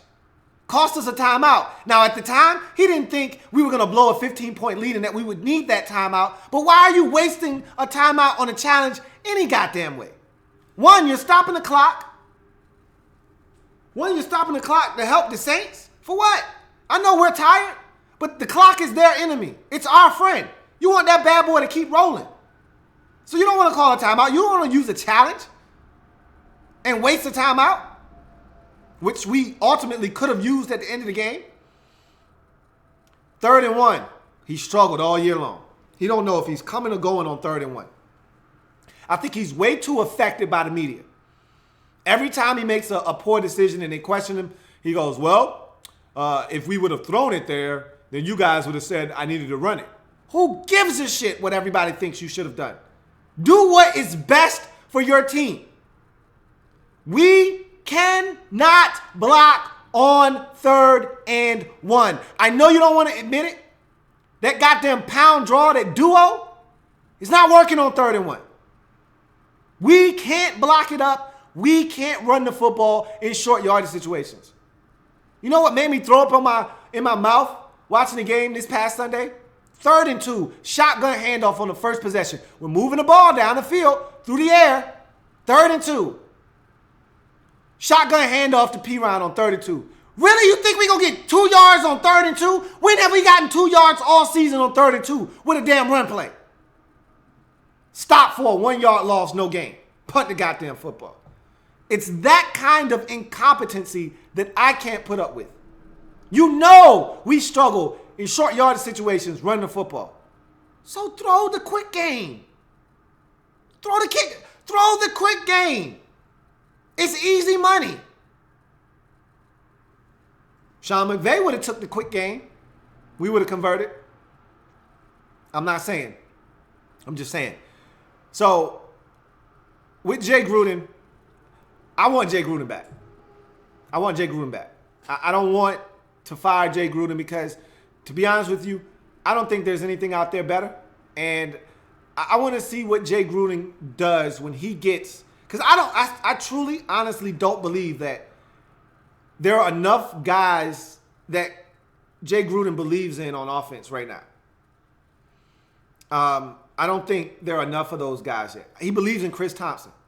He believes in Kirk Cousins, but I think there aren't enough guys. I don't think he believes in Josh Doxson. I don't think he believes in a lot of these guys at the skill positions.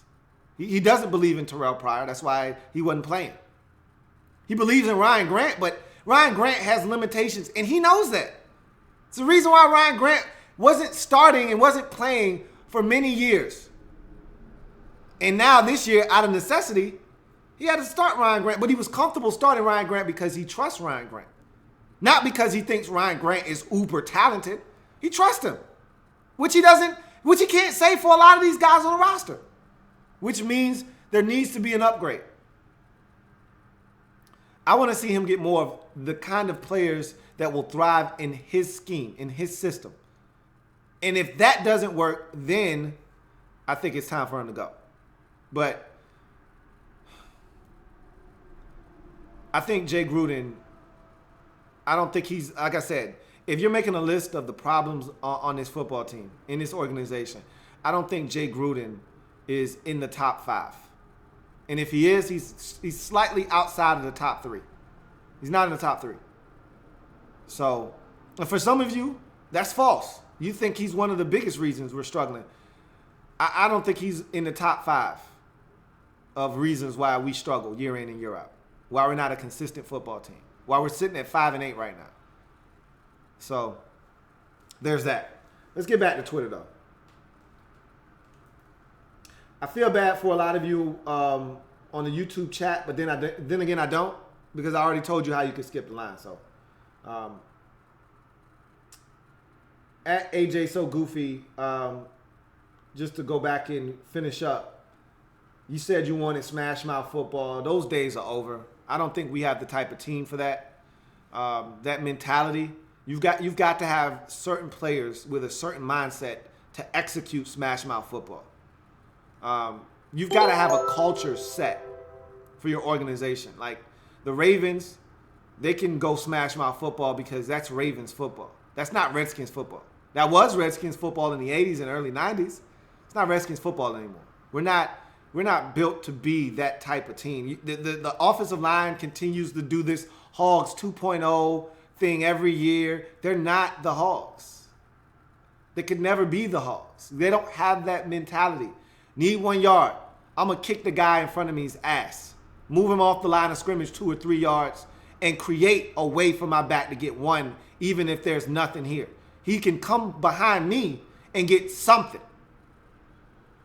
We're not moving guys off the ball. So I don't think we have that. That's not in our DNA. That's not what we are as a team. We're a passing football team. We're a passing offense. So just be the best passing offense that you can be. We need to run it better, but I don't think that's who we are. At Peckins, Matt says, I hear all the criticism that Jay gets, but let's be honest. Who's going to come in here and be an upgrade over him? And who do you trust in this front office to find one? That's kind of my point, is that if you're going to get rid of Jay, who you replacing him with? And who wants to come here? Like, remember when we got rid of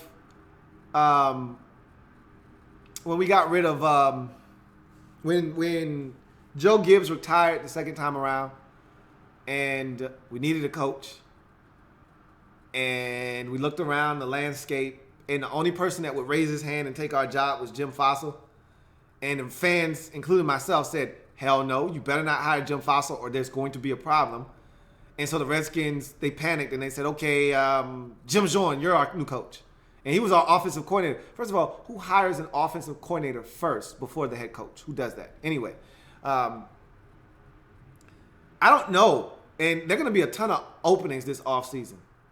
I don't know. First of all, I don't think there are a number of hot commodities, hot names around the league right now to start with. Number two, there's going to be a ton of job openings come this offseason. And I don't know how high we're going to be up the list, especially if Kirk Cousins isn't back, which I don't think is going to happen. I don't know if people are dying to come in and be a part of this organization.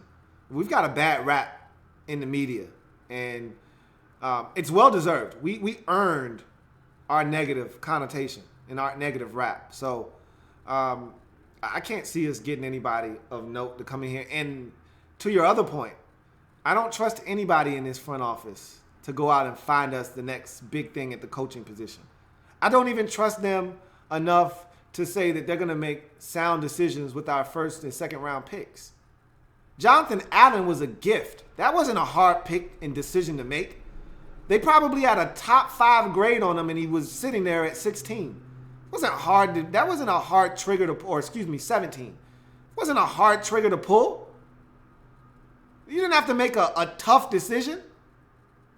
A gift fell in your lap and you took it. But what'd you do with that second round pick? Some stupid ass shit like pick Ryan Anderson. So I don't trust anybody in the front office, to your point, to make the type of decision about the next head coach to make us feel better about Jay Gruden no longer being here and the new guy being an upgrade. So I'm with you, Matt.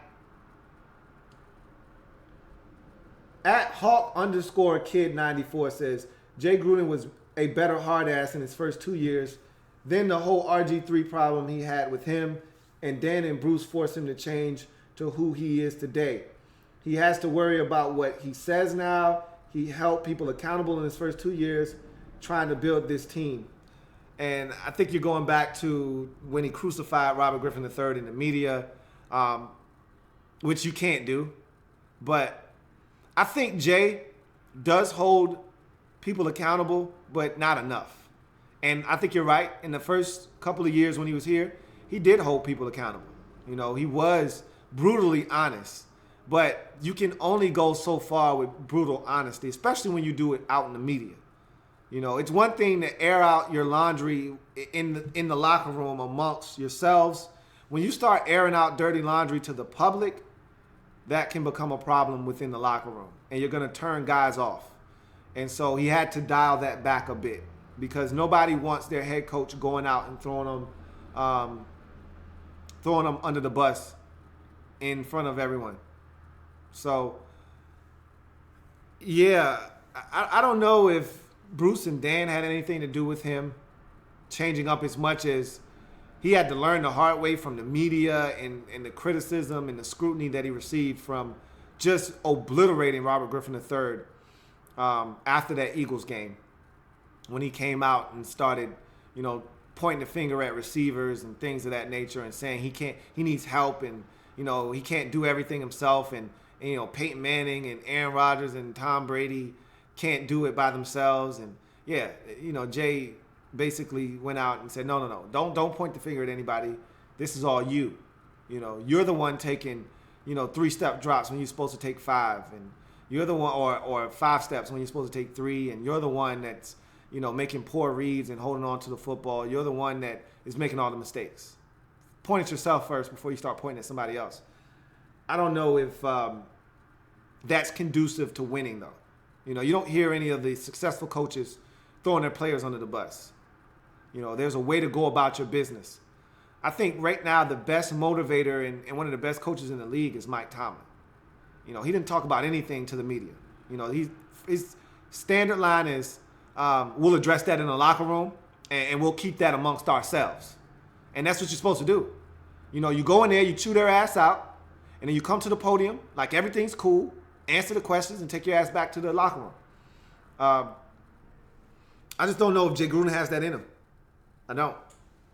It's easier to do that when you're a coordinator than it is when you're a head coach. Because he was chewing some dudes out. I mean, you remember Hard Knocks when he was the coordinator of the Cincinnati Bengals. He was chewing their ass out during the film session. And he may do that still. But I don't know. You know, it just seems like this team lacks killer instinct. We lack, and that's what one of the callers spoke to. While we're always at the edge of our seat, even when we up 10, even when we up 2 scores late in ball games, still at the edge of our seat because we lack KI. We don't put anybody away. And again, that comes from the coach. Let's get to some more comments. At AJ So Goofy says, what are your thoughts on Bruce Allen's tenure here? Bruce Allen, to me, is a sore subject for many Redskins fans. We'll get back to that. That's something that we need to address tonight as well. But I got a call. I'm going to go ahead and take it. You're on the Redskins Report live with your man, Louie T. Who am I speaking with? Yeah, you're speaking with Sean. What's going on, Sean? What's going on, man? All right, man. Talk to me. Yeah, I just want to talk about what you're talking about. I think we definitely need to do something with Gruden. Mm-hmm. And I just want to get your comments on what you think we should do about Gruden, and what do you think we need to do about the quarterback situation as far as all the monies and stuff that's supposed to be thrown his way. Do you think we need to re-sign Kurt, or do you think we need to use that money elsewhere to, you know, just to build up the team even more? All right. So to tackle your first point or question, Sean, with Jay Gruden, I think we need to keep him, retain him as our head coach. I don't think he's the biggest problem that we have, even though he does have some shortcomings as a head coach. But I think he's a good enough coach to overcome some of those shortcomings. But as far as the your second question with Kirk's not signing here on a long-term deal. I can assure you of that. I will bet any amount of money. I will tell you this: Kirk will sign a franchise tag, which will pay him $34, $35 million. Yeah, he'll sign that in a heartbeat. Who wouldn't? But as far as Kirk signing a long-term deal here, that ship is sailed. He's not, because he wants to see what market value is. I've heard him say that at least 5 to 10 times in various interviews. I want to see what my market value is. We put him in this position to be able to see what his market value is. His market value is him making $30 million plus a year, 100 of it guaranteed, and his contract probably anywhere in the neighborhood of above 40 to above 50. So do I want to pay him that kind of money? No, I don't. I wouldn't mind paying him the 30 mil a year because they would make it fit within our cap. But if you're talking about 1 year for 34 and all of that has to come off the cap in 1 year, no, I don't want to do that. So if the only way to retain Kirk Cousins' services is to sign him to a franchise tag, I don't want any parts of him. Let him go ahead and get his money elsewhere. But if he's willing to sign a long-term deal with us, then I'm open for business for that. But I think when it's all said and done, you need to just go ahead. You dropped the ball on this one. You blew it. You had ample opportunities to sign this man to a lucrative deal that wouldn't have cost you nearly as much money. Now he's going to get an opportunity to see what's out there, and there's a lot of money out there for him to get his hands on. Take that money, spend it elsewhere. Draft yourself a quarterback or go get one in free agency. There's going to be plenty of guys out there for a lot less money that will allow you to build up this roster. I don't know if they're going to be better options than Kirk Cousins himself, but I don't think Kirk is worth $34 million in one season for a franchise. Exactly. So, you got another comment? Yeah. Also, I wanted to talk about it's all about, to me, it's all about Gruden, man. I feel some type of way about this guy, man. Okay. When he first came to Washington, it was all about, him and Cousins and the way the RG3 situation. And then, we just went to a pass-happy offense. We stopped running the ball. Redskins is not known for throwing the ball the way we do. We have no run game. We have no run game. We cannot win with just passing the ball. We need to run the ball first. That's how the Redskins was started. Redskins start to run the ball first, and then they open up the pass. Teams don't even respect us now. That's my whole thing. We just have no balance on offense. Because I believe he tried to save himself by lifting up Kurt and praising Kurt and the way he did RG3, man. I'm just through with this guy, man. What you think about that? Well, And that's it. okay, man. Hey, appreciate the call. So here's my stance on that. We can't run the ball at all. You're right. And some of it it's not from a lack of trying. At least it's not a situation where, we're only attempting to run the football 10 times a game. It's not a lack of trying. We're just not good at it. And we don't have the players to make that work right now. We don't have a dynamic back. We don't have tight ends that block. And so you're going to struggle in the run game. You cannot run the football successfully if you can't block up front. And our offensive line, they're good enough to get the job done. They're good enough for us to be a lot better than what we are in the run game. But our tight ends are not. We don't have a single tight end that can block outside of our rookie Jeremy Sprinkle, which is a shame. And then you don't have running backs that can create something out of nothing. And so we're very limited as a run offense, as a rush offense. So I agree with you that we can't run at all. To your other point, with Jay Gruden, the whole RG3 thing or Robert Griffin III thing, I don't subscribe to that. I think that Robert Griffin III rubbed a lot of people the wrong way, including Jay Gruden, and everyone was fed up with his antics. He was brought here initially to work with Robert Griffin III. That was the initial reason Jay Gruden was hired. He's an offensive mind. They did a lot of creative things with the read option in Cincinnati with Andy Dalton. And so he was supposed to bring a little bit of that flavor here and be able to get Robert Griffin III back on track to his 2012 form. Well, Robert couldn't stay healthy, and Robert just simply wasn't reading the field. He wasn't seeing the field well. And then to make matters worse, remember, it was him and his dad's bright idea to stop running the read option in the first place, which is what made him successful.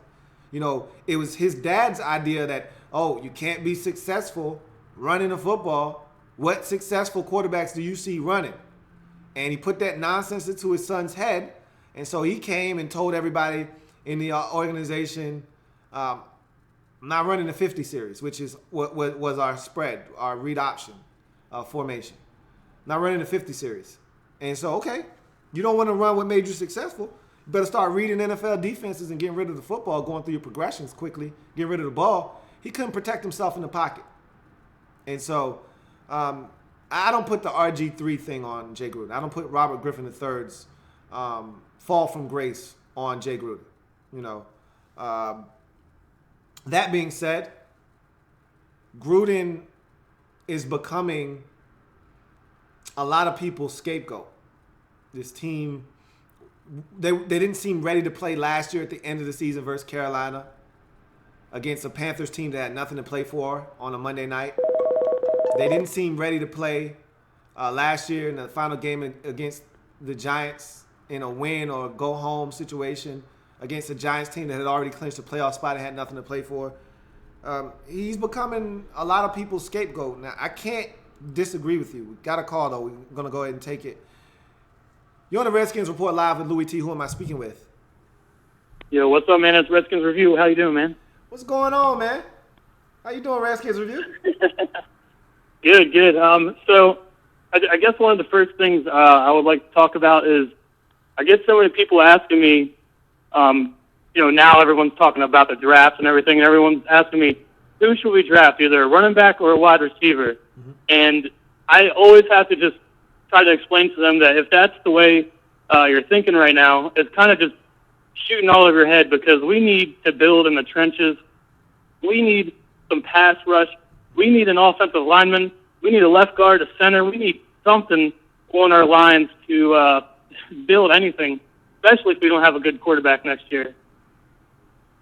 I think that if you gave me a choice, if you asked me rank in order of importance what we need as a team, the first thing I would tell you is we need a pass rusher. That's the first thing that you would get out of my mouth. I've been saying that for the last probably 5 years now, strong. I want a pass rusher. I want an elite pass rusher. I can't state that enough, how much that would help this defense out.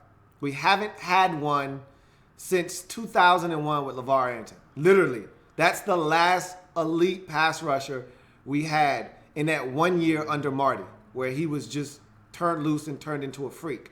Other than that, we haven't had an elite pass rusher. We've had guys have double-digit sacks. Arakpo had double-digit sacks. Kerrigan had double-digit sacks. Phillip Daniels had a year where he had double-digit sacks. That's all fine and dandy. Those guys didn't strike fear into anybody's heart. No one's afraid of Ryan Kerrigan. He's a nice player. He's not a guy you got a game plan to stop. He gets sacks. He impacts the game sometimes, but he's not a reliable, dynamic, fear-inducing pass rusher. We need one of those guys. So I would agree with you. My second choice would be a running back. I think that would change a lot of the things that you see on the offense in terms of the run game, especially. We need an upgrade at the running back position. Receiver is like 4th or 5th on the list of things we need. I would probably go back to the defensive side of football. Offensive line, it depends on what we do in free agency. That's why I hesitate with going offensive line in the draft, because if we re-sign, because Spencer Long is a free agent, if we re-sign Spencer Long, I would love for them to slide Chase Rouillet in at center and kick Spencer Long over to his natural position of guard, and I think that would fix your problem at left guard with Sean Laval. And then I think you would have a fortified offensive line 5 guys that we trust that can get the job done up front. And then I think you would be ready to attack teams on the ground. And then you would need to fix that tight end position and us being able to block. So I would go pass rusher, and then I would go running back. Yeah, I hate when, every single game people are, oh, we need to get rid of Breland, we need to get rid of this player or whatever, and people are so quick to jump on players and try to get rid of them and everything. And I try my hardest, and I wait as long as I can to say something bad about a player like Andre Roberts. Andre Roberts is a player where everyone was like, all right, this dude had enough time. We're ready to move on. And that's kind of when I'm getting there real close with Preston Smith, man. He is just non-existent on the football field. We need someone on that defensive line to make some noise, man. And you know what's crazy about Preston Smith is early in the season, he was playing his best brand of football, man. I mean, he looked the best we've seen him look in his career in the first 4 games. I'd say that Kansas City game might have been the last great game that Preston Smith had. And really that was the last great game we had as a defense. We haven't, obviously the Seahawks game comes to mind, but they missed a ton of field goals in that game. And we were fortunate to come away with the victory there. But Preston Smith, to me, is one of those guys that he's out. First of all, he's out of position. Okay, at Mississippi State, he was a hand in the dirt guy. They even played him at defensive tackle. We're playing like that's the problem with this 3-4 defense. Is you're taking base 4-3 defensive ends and turn them into stand-up 2-point stance outside linebackers in a 3-4 defense, and that's not what they are. Preston Smith was supposed to be a guy that bulked up to about 270, 275, because when he got here, he was heavy. Well, that was his natural weight, and he was supposed to be able to use that quickness because at 275, he was a mismatch for interior offensive linemen, and he was supposed to be able to kick him inside on third downs and use him as an interior pass rusher to win. Well, we negated, because he's not a legit fear-inducing edge rusher. We negated his biggest attribute, which was quickness, against bigger offensive linemen by kicking him inside. We negated that by making him a stand-up outside linebacker and asking him to lose weight. So, really, he's out of position. Kerrigan's out of position, and which is why the switch to a 4-3 makes a lot of sense.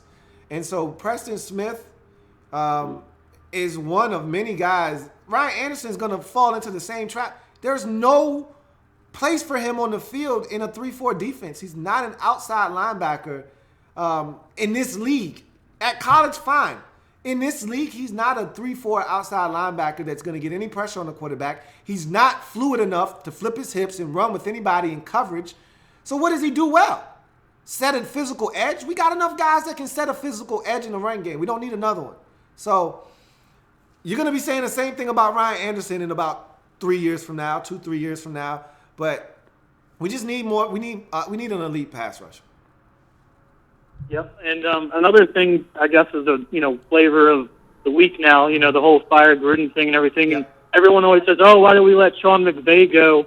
Look what he's doing over on the Rams." But it's like, yeah, go put Jay Gruden over on the Rams, where he has a defense to work with, a new up and coming QB, and don't forget Gurley over there. I mean, he kind of got put in a good spot. I mean, Fisher, their last coach, just was obviously awful, man. Like, so I don't understand why everyone just wants to say, oh, look at the success McVay's having. Obviously, he's awesome, but he also kind of landed a spot where he's got a defense. He's got a better base team to work with than the Redskins did. So, yeah, some of that is Jay Gruden's fault, though, because what McVay was able to do, and they did a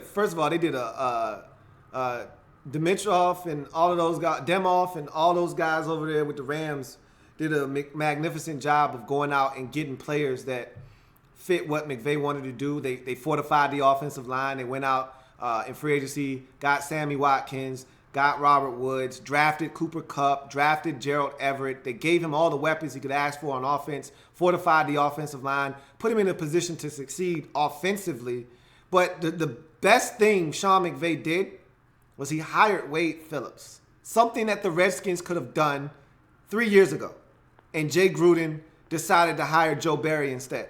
So from that standpoint, because I don't know if you watched Rams games this year, but Sean McVay isn't even paying attention when the defense is on the field.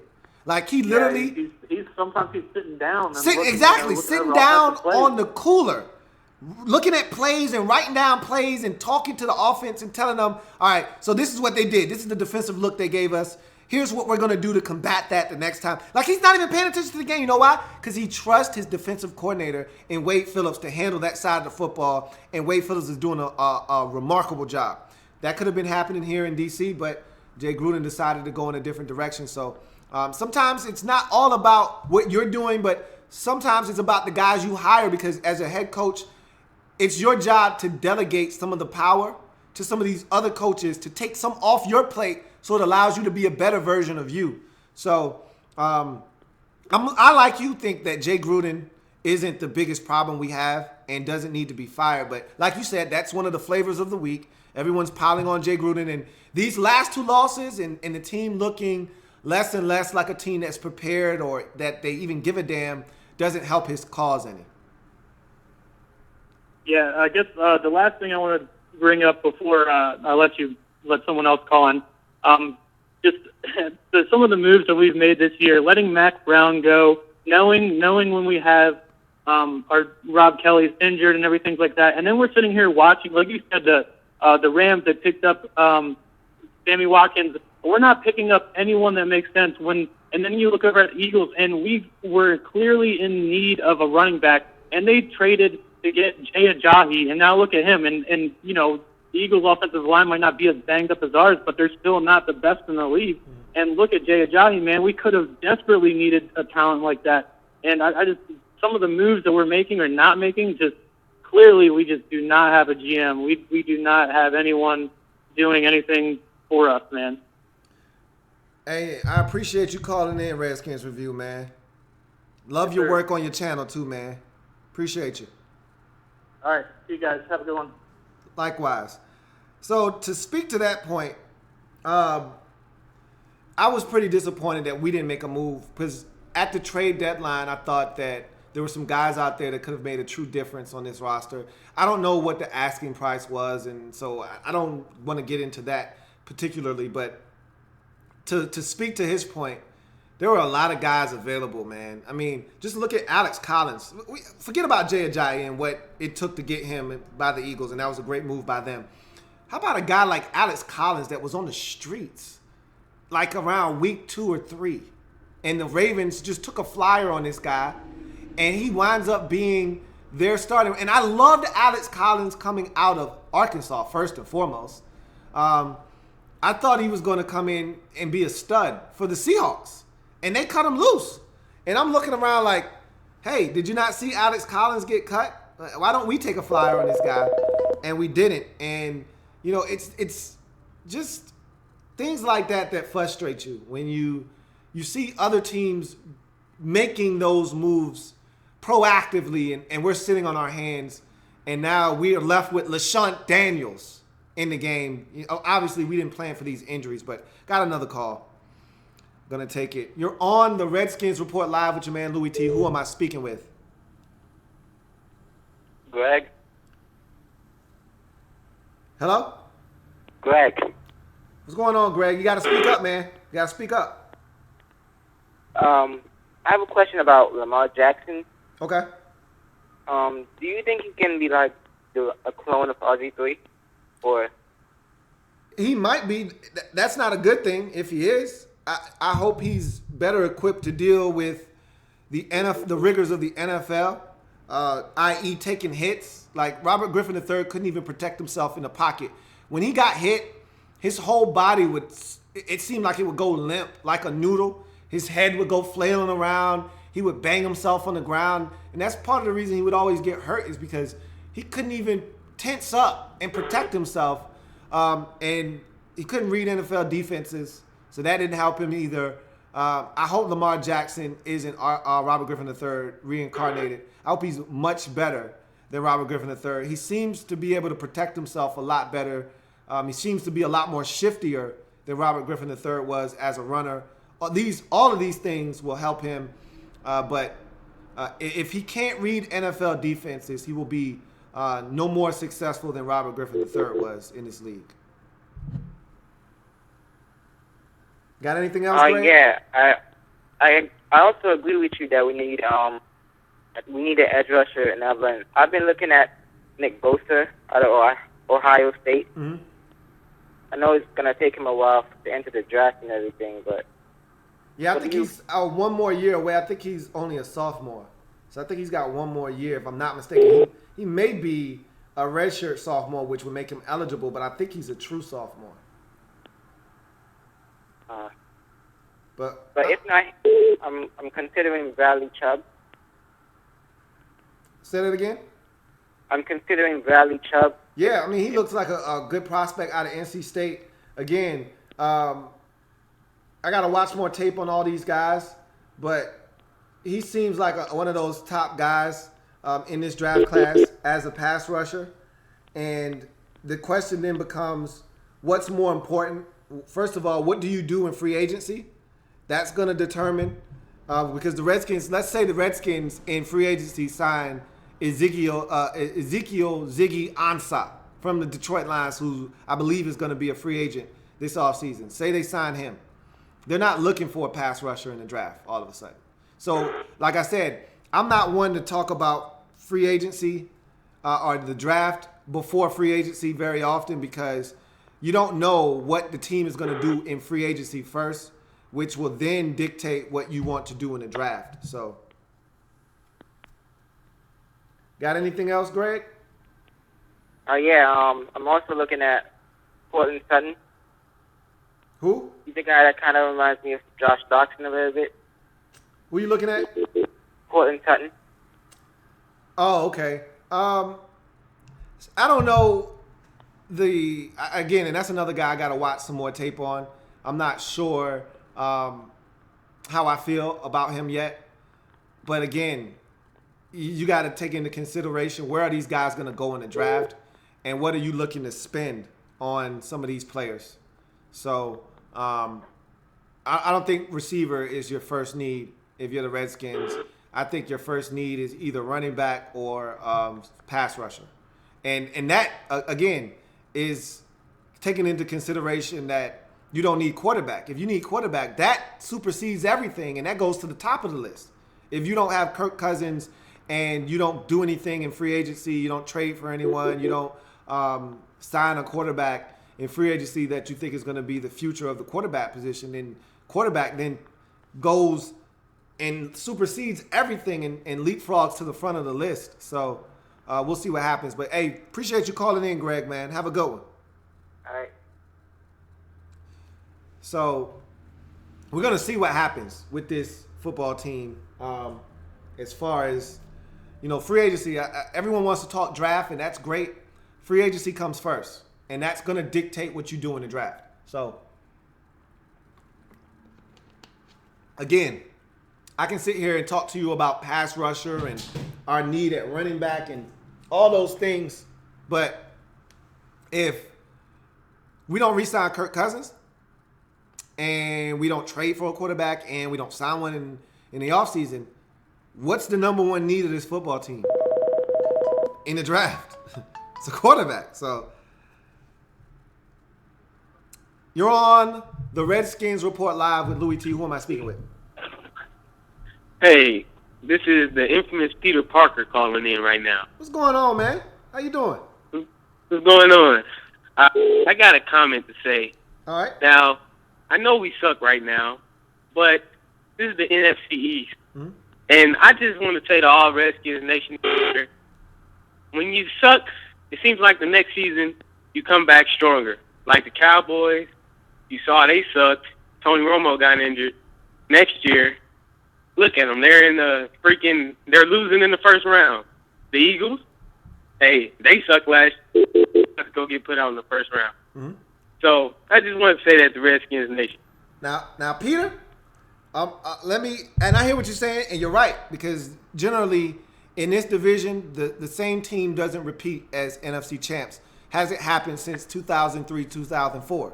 That being said, what you've just mentioned is two teams with young quarterbacks and young nucleuses on the rise. With the Cowboys in 2016, Dak Prescott, Ezekiel Elliott, they rode that wave to the playoffs. This year, Exactly. Carson Wentz and that Eagles offense, they're riding that wave to the playoffs. So the two things in common with those teams, young quarterbacks. If Kirk Cousins isn't here, and So I got 2 words for you. okay, Baker Mayfield. all right. So you a Baker Mayfield guy? That's the guy. Okay, I hear you. All right, Lou. Hey man, appreciate you calling in, man. All right, man. Take care. A lot of you guys like Baker Mayfield, man. I'm hearing his name more and more. I like his swag, but I also am worried about his mindset. I'm worried about his size. I'm worried about his decision making, and not from a on the field standpoint, but some of the things he does, says. That worries me as a franchise quarterback. You don't want these concerns when you're talking about a franchise quarterback. That being said, the man is talented, but so was Johnny Manziel was talented too, and we saw what happened to him. Not comparing him to Johnny Manziel, but some have. I'm not. But in any event, got a call. I'm gonna go ahead and take it. You're on the Redskins Report live with your man Louie T. Who am I speaking with? DeVaria. What's going on, man?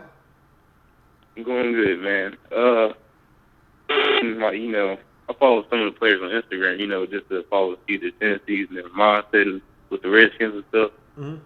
And I've seen Junior Gillette, he's posting a lot of film where he's showing, like, he doesn't get as many snaps as other guys on the D-line. Mm-hmm. Every time he's in, he's got some kind of, like, effect on the game, So, do you think Junior Gillette will get another chance with us, or you think he'll walk away?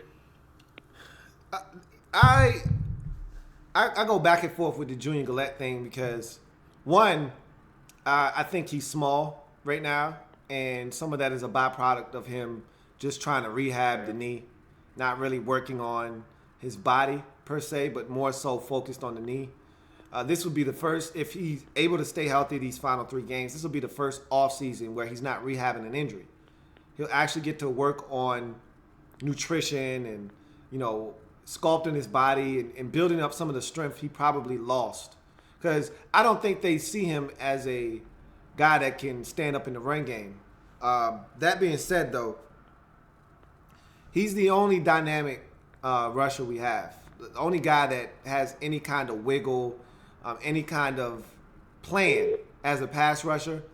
But he's still coming off of, surgery, Achilles surgery. And so I think next year he'll be even more explosive. So I would like to see him get another shot. But if that means re-signing him means we're not going to draft somebody or we're not going to address the position, then I don't want him back. If you're going to re-sign him, maybe not re-sign Trent Murphy or somebody else, and there's going to be another roster spot, another opening for a young guy to come in here or a free agent or whomever, an impact player at that position, then I'm all for it. But if it means that we have to sacrifice maybe addressing the position in the offseason to re-sign Junior Gillette and we're banking on him going back to his 2012, 2013 form, nah, I'm good. I'm going to pass on that. So I'd like to see him get another opportunity, though. Yeah. And I know you've seen the 2-all Craven thing today. Yep. Do you see him grabbing a spot back from, like, Monte Nicholson, or do you see the Redskins moving on from him? I don't think they're going to move on from him. They're going to give, because again, another one of these dudes we spent the second-round pick on and not panning out. And I've talked about the Redskins not maximizing these first and second-round picks. And here we are talking about another second-round pick that may not pan out for the Redskins. But I don't see them cutting bait with him if he's been medically cleared, which he has, and he wants to play, which he says he does. Then I think the Redskins are going to give him every opportunity to do so. That being said, I don't think he's better than Monte Nicholson. I think Monte Nicholson is more athletic. He's bigger, better ball skills. Everything with Monte Nicholson is better. So from that standpoint, is there a place on his roster for Sua Cravens? You're damn right it is. Like, I think he's a guy that you can bring in some subsets and some nickel packages and move him around. He could play some nickel linebacker, some dime linebacker. He's a guy that there's a place on the field for him. So I think Sua Cravens is a guy that can be an asset to this team if he wants to be. But we'll see what happens with Sua Cravens. But I like the fact that he claims he wants to play. We'll see how bad he wants to play. All right. Appreciate it. Hey, no doubt, man. Anytime. Have a good one. All right. Phone lines heating up. So, pretty sure I'm going to get a call here in a second. But I'm going to go back to Twitter here shortly. But like I was saying before the last call, there we go again. I knew it was coming. I didn't want to start talking. You're on the Redskins Report live with your man, Louie T. Who am I speaking with? What's going on, Louie T? This is your boy, Rocksteady 1974. What's going on, Rocksteady? I'm chilling, man. Hey, I got a couple questions for you, man. Well, one of the guys brought it up about Junior Gillette, so I'm going to move on from that. But what do you think about moving on from Ryan Kerrigan? Mr. One move and can't get around the corner Kerrigan. What do you think about that? You know what? I don't think we're going to move on. We just gave him a big contract not too long ago, I think like 2 years ago. You know what? I wouldn't be shocked in the least. First of all, he's not going anywhere. I know he's not going anywhere because he epitomizes everything that the organization thinks a Redskin should be. He's a model citizen. He's probably one of the most recognizable Redskin faces. He sells a ton of jerseys. None of this crap matters to us as fans. We don't give a damn about jersey sales or marketability or any of that stuff. They do. So from that standpoint, and here's the kicker though. From that standpoint, they love him. But here's the kicker. We're going to look up at the end of the season, and Ryan Kerrigan's going to have 12 and a half sacks. And guess what? He's going to be 10th in the league in sacks. And they're going to say, hey, Ryan Kerrigan, still one of the best pass rushers in the league. Got 12 and a half sacks this year. And we're, as fans, saying, yeah, but they came in like 4 games. And when we needed him, he wasn't impactful. But they're not moving on from him. Would I have a problem with moving on from Ryan Kerrigan? I would if you don't have a replacement. Like if you're not spending a high-level pick on a young edge rusher, I'd have a problem with that. Because you take Kerrigan away, and then we really have nothing. Like, you think it's bad now? Take Mr. Rip Move off the edge. Like you said, one-trick pony, up the field, rip move away, and we're doomed. Because But what do you think about, I heard somebody mention this before, what do you think about moving them to the interior? I think that's something, that's why I want us to move to a 4-3 defense. Because I don't think you can move him inside on every snap. I think, though, in obvious passing situations, remember when we moved him inside out of necessity? I forgot what game it was. But he won immediately. Got to the quarterback, either got a sack or forced a errant throw. And I said, well, damn, why don't we try that more where Kerrigan kicks inside over the guard and his quickness is going to allow him to win inside because his quickness is negated against tackles. They don't have a problem staying in front of him for the most part. But if he can get in on a guard or a center, he can win that matchup a lot of times. And so I don't have a problem with them trying some things, but that's the problem with this coaching staff. When have they ever been open to trying new things for the most part? Like, how many years did it take us to see Kerrigan actually work both sides of the field? For so many years, Yeah, it took a Kerrigan long was time. exclusively against that right tackle. Huh? What'd you say? I think it's the first year that I've seen him working both sides. Exactly. I can remember. Exactly. That's my point. Is it took him to like year 7 of his career to actually start moving from side to side. Like, we don't try different things. Right.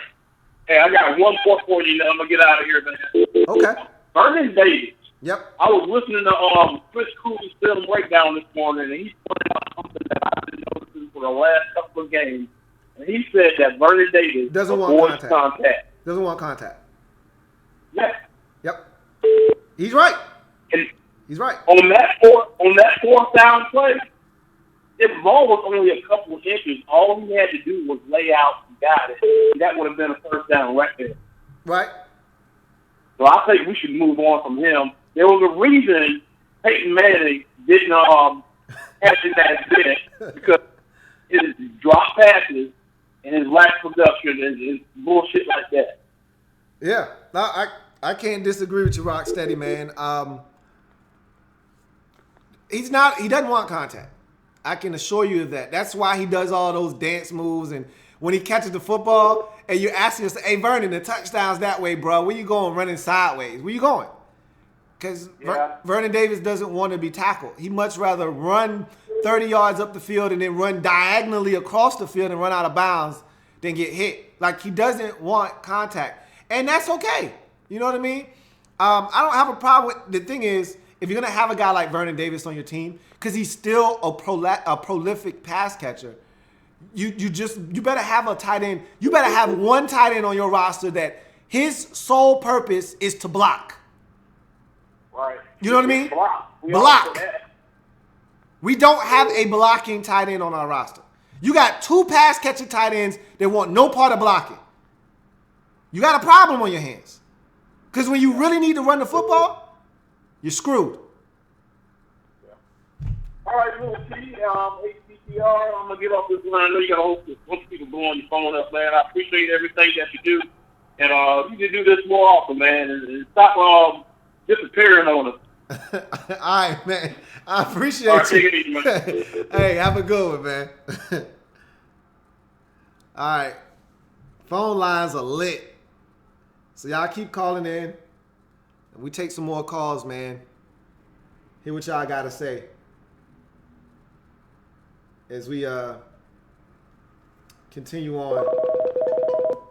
Finally. Got another call. You're on the Redskins Report Live with Louie T. Who am I speaking with? Hello? Hello? You're on the Redskins Report Live with Louie T. Who am I speaking with? Darnell. What's going on, Darnell? Man, not much. First of all, appreciate your work. A Red fan, let them know about football and the intricacies of the game. I like that. But this is first off, we need to start all the way back over from our scouting.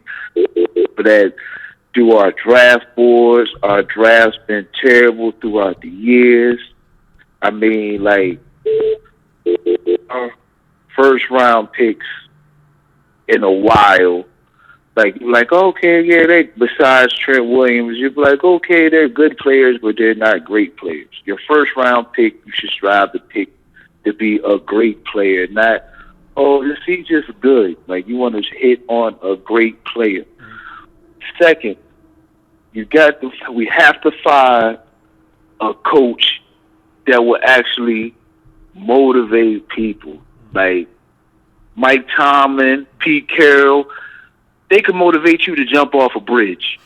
Bill Belichick, they can motivate you when you see people make stupid penalties, like hit the guy out of bounds. You don't see Jay Gruden going over there, getting in their face like, yo, what in the world are you doing? You're going to have to sit down for a couple plays, get your mind right. He just sits there like he's a cast on The Walking Dead and does absolutely nothing. That's why a lot of criticism is falling on Jay Gruden. When your team lacks passion, that is a direct reflection of the head coach right there. Thirdly, We already messed up the Kirk Cousins thing. We got to, so that means we have to, this draft, find some, like a complimentary running game.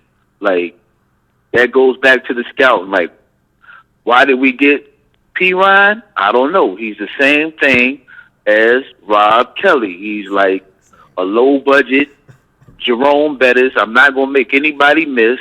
I'm going to just try to run you over, but I can't because I'm not Jerome Bettis. And hopefully I'll break 1 or 2 tackles and get 3 yards. Like, in the second round, we get Ryan Anderson, who contributed nothing this year, maybe got a sack or 2. When Kamara was out there, Marlon Mack was out there, 2 different style backs, a complimentary back to a power runner which we had, which made no sense to me. Like, it's just the simple mistakes that we've been making through the draft, and we're a mediocre team. We're not Cleveland, but since 1993, we've been some trash. Yeah, we put together a couple good seasons where you could win a division and make it to the playoff, maybe make the playoffs. We wasn't going to win any games in the playoffs. We wasn't going to make any noise. We wasn't going to make any run because we just a mediocre team, and we strike if the division is having a down year. I mean, we have to start all the way over. Like, I'm still blown. We never drafted Cam Chancellor, and I know for a fact because Cam Chancellor went to Virginia Tech, so you have to see living in the DMV area. And like when these scouts look at college games, look at college players, they had to see Virginia Tech every week. And then they was like, and they literally the commentator said after the Georgia Tech game when Cam Chancellor missed all those tackles, his draft stock is going to fall. Off of one game, like nobody had the foresight. Like this dude been busting butt all year. He's a kid. He had a bad game versus Georgia Tech. Let's take a shot on him in the 3rd round or something like that. Like, we have no foresight. We can't project players in the NFL, how they're going to pan out. Like, we're just terrible. Like, yo, we got to start all the way over. But sometimes you got to throw everybody out the window and just go ahead and be like, yo, we've been some trash since 1993. Let us start all the way over. Come on, fan base. Just let us work with us, and we're going to be back to the way we was in the 80s when I first fell in love with the Redskins, in 1988 when I was 8 years old, when I first was able to really understand the game. Yeah, that's all my points right there. Hey, man. Appreciate the call, bro. I think you've been one of the best calls today, man. I'm going to touch on that, all right? What'd you say? I said, hey, appreciate you calling in. You've been one of the best calls of the night, man. We're going to talk about that right now. Have a good one, man. All right. So, I want to talk about this because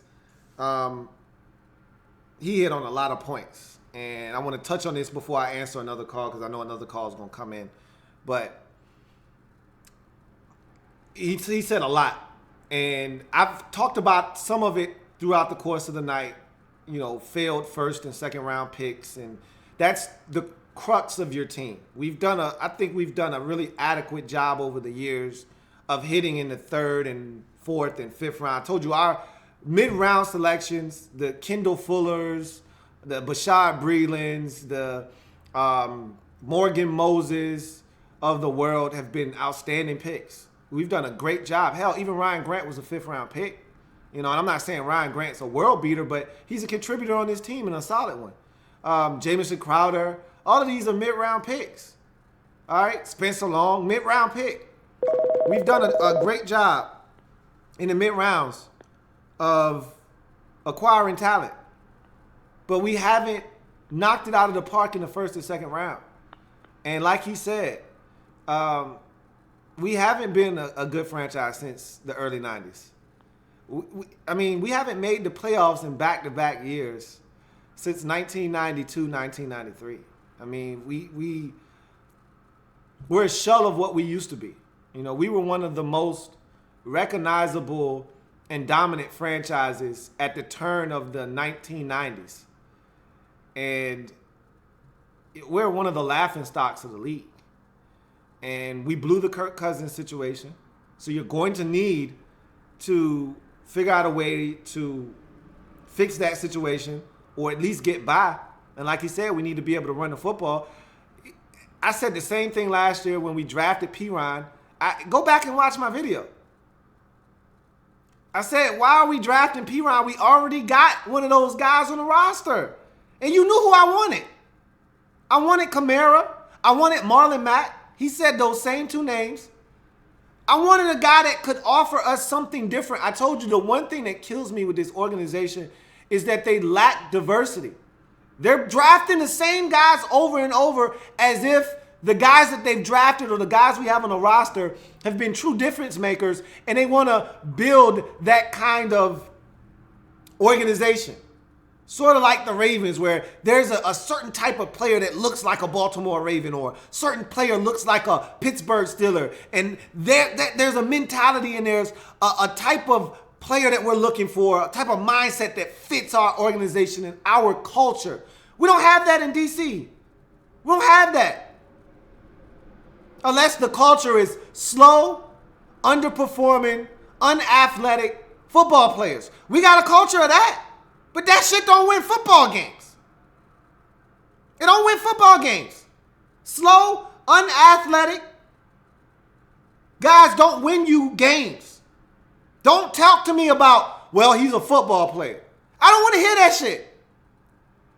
When they told me last year, Ryan Anderson is a football, that's another way for you to explain to me that he's not athletic, that he's not going to test well, and that he's just like Kerrigan, he's just like Trent Murphy, he's just like Preston Smith. That's what you're trying to tell me without telling me. But I'm not stupid.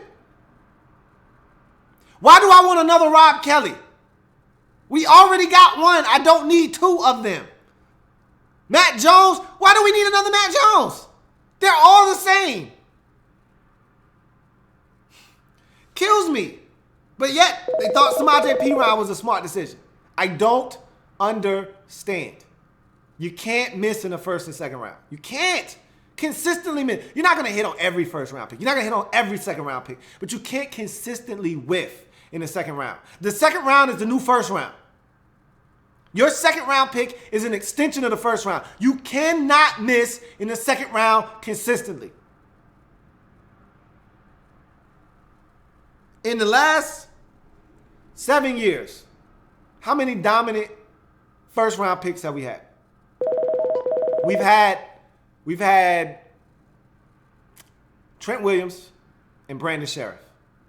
Can you name another one in the first round? In the second round, how many dominant players have we drafted?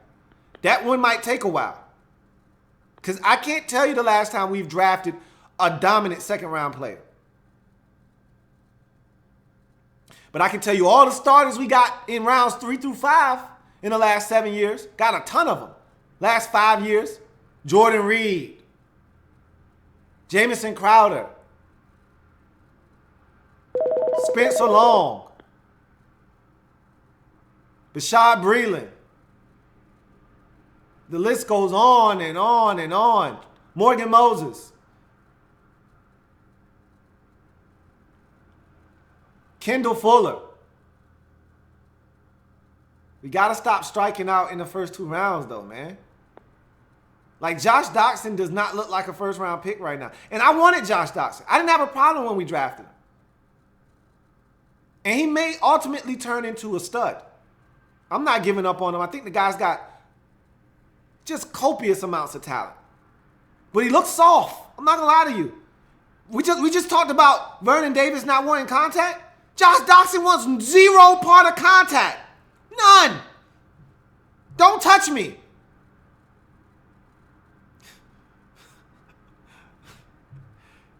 Like, what are we doing here, man? And like he said, we got to go back to the basics of scouting. You can't miss in the first 2 rounds. I'm going to take this call, man. Well, they just hung up. But You can't miss in the first 2 rounds. And that's been a big problem of ours over the last 5 to 7 years, man. You can't have 2 hits in the first round over the last 7 years. You know what that spells? Trouble. You want to have a bad roster? Miss in the first 2 rounds consistently and see what happens. You're on the Redskins Report Live with your man Louie T. Who am I speaking with? Hey, what's good, man? It's Protect Sports, aka FBG Tone, man. What's going on, bro? Tones? Good, how are you, man? What's up?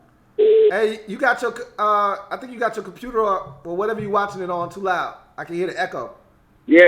I turned it off, man. Okay. You can hear me now? Yeah, I can hear you loud and clear, man. What's going on? Yeah, what's going on, man? Not much, man. Just watching the stream. You know, like, the opinions, man. Like, everybody's saying, everybody got some good points. Especially 2 calls. They made some really good points, going back to the roots and all that. Yeah. That was some deep stuff. That was dope. But, I mean, I'm calling you. You got any questions for me or something, man? Or you need to go and start chopping up with you?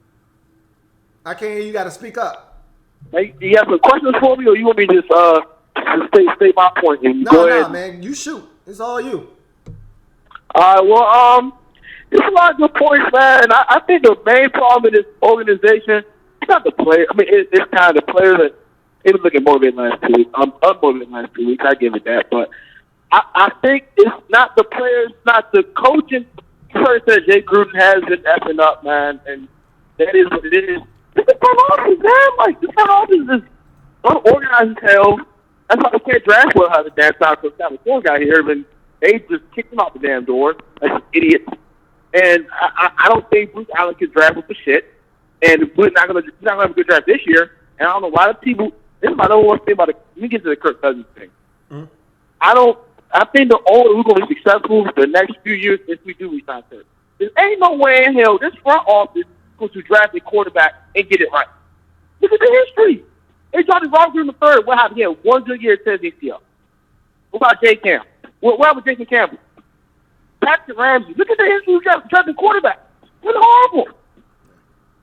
But look who we drafted. Kirk Cousins. Homegrown product. You gonna let that man walk? Oh, crazy as hell, man. Get the hell out of here. Yeah. Lost their damn mind. I couldn't believe that. I can't believe people saying you should let this boy walk. He's a homegrown product. He's been drafted by us. We groomed this boy to be what he is today, and you're going to walk away because he isn't an elite quarterback? I don't get rid of that, man. I don't get it, Louie. Help me understand this, Louie. Please. Please, bro. Help me understand this, bro. So, I'm going to tell you with the whole Kirk situation. They blew it. They know it. Yeah, man. Like, this front office can't draft for hell. How do you think we're going to draft a quarterback? I don't trust them to make a great decision with the quarterback, but, I mean, what choice do you have? If Kirk walks in the offseason and you don't have anything in free agency that appeals to you, fits in your budget, whatever the case may be, you're not impressed with the guys that are available. And so let's say we end up with the 8th pick in the draft. Let's say we end up with the 8th or 9th pick. Let's go with the 8th pick. Okay. That's probably going to be good enough to get you one of the top 3 quarterbacks in the draft. Now, I think the first 2 quarterbacks, and you put them in whatever order you like, and I think once the combine hits and all of these extracurricular activities begin with these seniors and all these quarterbacks, these teams, these scouts, these evaluators are going to fall in love with Josh Allen. He's big. He's athletic. He's got a cannon for an arm. Yeah. I think they're going to fall in love with him. I think he's going to shoot up draft boards, and it wouldn't shock me if he was the first quarterback off the board.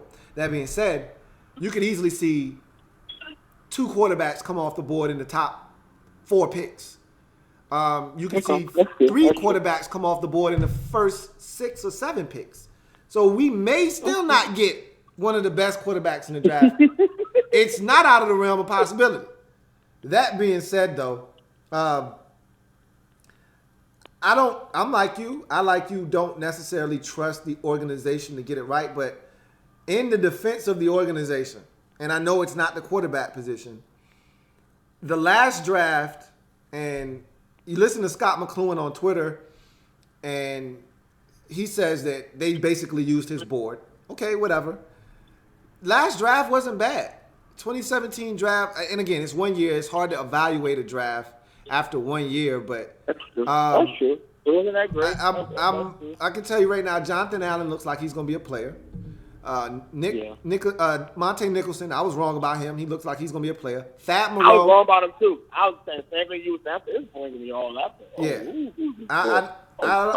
I didn't see it at first, but it could have been the scheme he was playing in. But he looks like a player. Thad Moreau looks like he's going to be a player.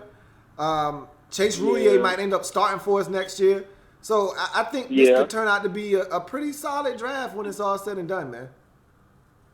But I got one more point, though. I got one more quick point. Gotta speak up. Speak up, Tom. I got one more really deep point to make. Okay. Even if Kirk does walk, I don't want to touch any quarterback in the draft. I don't want to get no free agent. I'm going to ride with Colt McCoy. I said because he's been in this offense. We know who he is, and we know his flaws and weaknesses. And all we have to do is build around him for the time being as a bridge, and then wait till maybe 2018, 2019. I don't like this 2017 draft class at all with quarterbacks. I don't like them. I don't. I'm not a big fan of them. People say Baker Mayfield, blah, blah, blah, blah. He's undersized to me, and I'm not a fan of undersized quarterbacks. Like, there's only one that's really successful, or two. You got Russell Wilson and Drew Brees. That's it. I don't think he's going to be that great in the NFL. I just don't think that. I don't want to draft a quarterback. I don't want to touch any free agent quarterback. So, yeah, learn the system, learn all the terminology and all that stuff. I don't have time for that. I'd rather just go ride with Colt McCoy, build a defense with the money we won't pay Kirk. Just build a defense. Keep building through that. Maybe get a number one receiver, a true number one wide receiver, like a Jarvis Landry, who's like a Peter Garcon type of chain move, like you said, and go get a dynamic running back in the draft. That's how I want to go. If we can't resign Kirk, I don't want nobody. That's it. Go ride with guys on our roster and build around him. You get it. And then as for the defense, I agree with you. We should go with a 4-3. This 3-4 has been horrible for 7 years. How would they learn? It's not working. It's not working. In our first and second round draft pick, what you said earlier about us missing on second round draft pick, I have to agree to a certain extent. I think the jury's still out on Stuart Craven. I do not like Martin Anderson. I think garbage on why the hell they drafted him in the second round. And I think the jury's still on Josh Dawson, too. He has a nose for the end zone. He can run the route tree to a certain extent, and I think he's still learning the position of wide receiver. I don't like contact, though. I don't like that shit at all. You need a lot of 60 tackles in this league. This ain't college, bro. You better learn to take some hits. But other than that, man, I think this team, if I don't think this team is too far off, I think in about 1 or 2 years, this team will be just fine. I honestly think that. A couple of solid more drafts, re-sign the correct players, this team's going to be fine. I honestly think that, man. I don't think we're too far off. I don't think we're this garbage team that can't go anywhere. We see how this team play when it's healthy. And we've seen this team has full potential. If we could build on that, this team could be really good in a couple of years. And really contend with these Eagles and Cowboys for NFC East titles for a long time to come. And that's my answer. Hey, Tones, I appreciate you, man. I appreciate you, man. I'm gonna write a deep article about this on my blog. So if you guys want to go check it out, man, protestsportsweekly.com. Go check me out, man. I'm gonna really give a nice in-depth analysis of how I think we can fix this team, and you guys know what you think about it. Thanks, man. Have a good night, y'all. Hey, no doubt, man. Likewise. Appreciate you. Likewise, bro. Hey, yeah, y'all we'll check out. Up, man. I'll hit you up or something, man. We'll catch up or something. Definitely. Okay. My fault. I didn't know you were still talking. Yeah, y'all make sure y'all check out my man Tones on his Weebly.com Protect Sports blog, man. He writes some pretty thought-provoking stuff over there about the Redskins, so y'all check him out, man. Tones, if you out there watching, drop your link in the discussion so people can see and check your stuff out, man. He says he wants to roll with Colt McCoy. We're going to roll with Colt. Even if we draft a quarterback this year, we're going to roll with Colt to start the season out. And I disagree about not drafting a quarterback because, now look, I don't want to force it. You know, if you don't like a quarterback where you're at, and I don't want to trade up. I don't want to trade up. I don't want to trade anything. I don't want to go down the Robert Griffin III route unless there's a can't miss guy in there. Josh Allen might be the closest thing to that, but we got a call. I'm going to go ahead and take it real quick. You're on the Redskins Report Live with Louie T. Who am I speaking with? Hey, this is John Sluter. How are you? What's going on, John? Not much. So I got a couple questions for you. Sure. Okay, question number one is, how long do you think Vernon Davis has, with us? I mean, I don't want to call it his prime, but it is still good state. And second question is, could you see Kirk Cousins going to the Steelers? Okay, so I'll take your first question. They signed Vernon Davis to a 2-year, might have been a 3-year extension this past offseason. So he's got 2 more years left on his deal, if I'm not mistaken. Look, he can still run. He can still catch. Those are things that we can clearly see. He does not want to block. I've watched him all year. The tight end position in general for us has been horrible in the blocking department. Sans for one of our draft picks in Jeremy Sprinkle, and he's a rookie. So I still think Vernon's got another 2 years left in the tank from a pass catching standpoint. Like, you've got to be creative with the ways that you use him because he can still help you. But if you're gonna employ him in the run game, I just split him out. Split him out and have him run guys off. Like, if he's not gonna block, don't put him in a traditional tight end stance and ask him to block because he's not excelling at that. But to answer your question, I think he's got another 2 years left. He can play 2 more years. And from an athletic standpoint, the guy's still gifted. He still can move. He can still run. He can still make plays. He's a game changer. So he can still play. As for Kirk going to the Steelers, look, man, I don't know if you watched the Steelers game on Sunday night. Ben Roethlisberger just threw for 500 yards. Now, I don't know if Ben wants to still play football after this year. And if they win a Super Bowl, that'd be the perfect way for him to go out. And I could see that happening this year. And I could see him saying, you know what? It's been a blast. I've had a great time. But it's time for me to hang it up. But Ben looks like he's still got football left in him. So I don't know how feasible it is.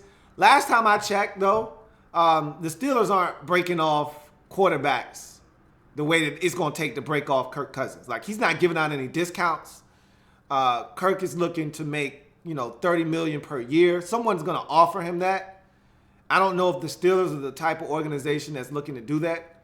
They're usually pretty smart in their decisions. Like, they won't even pay Le'Veon Bell the money he deserves at the running back position. They just franchise him, and it wouldn't shock me if they franchised him again.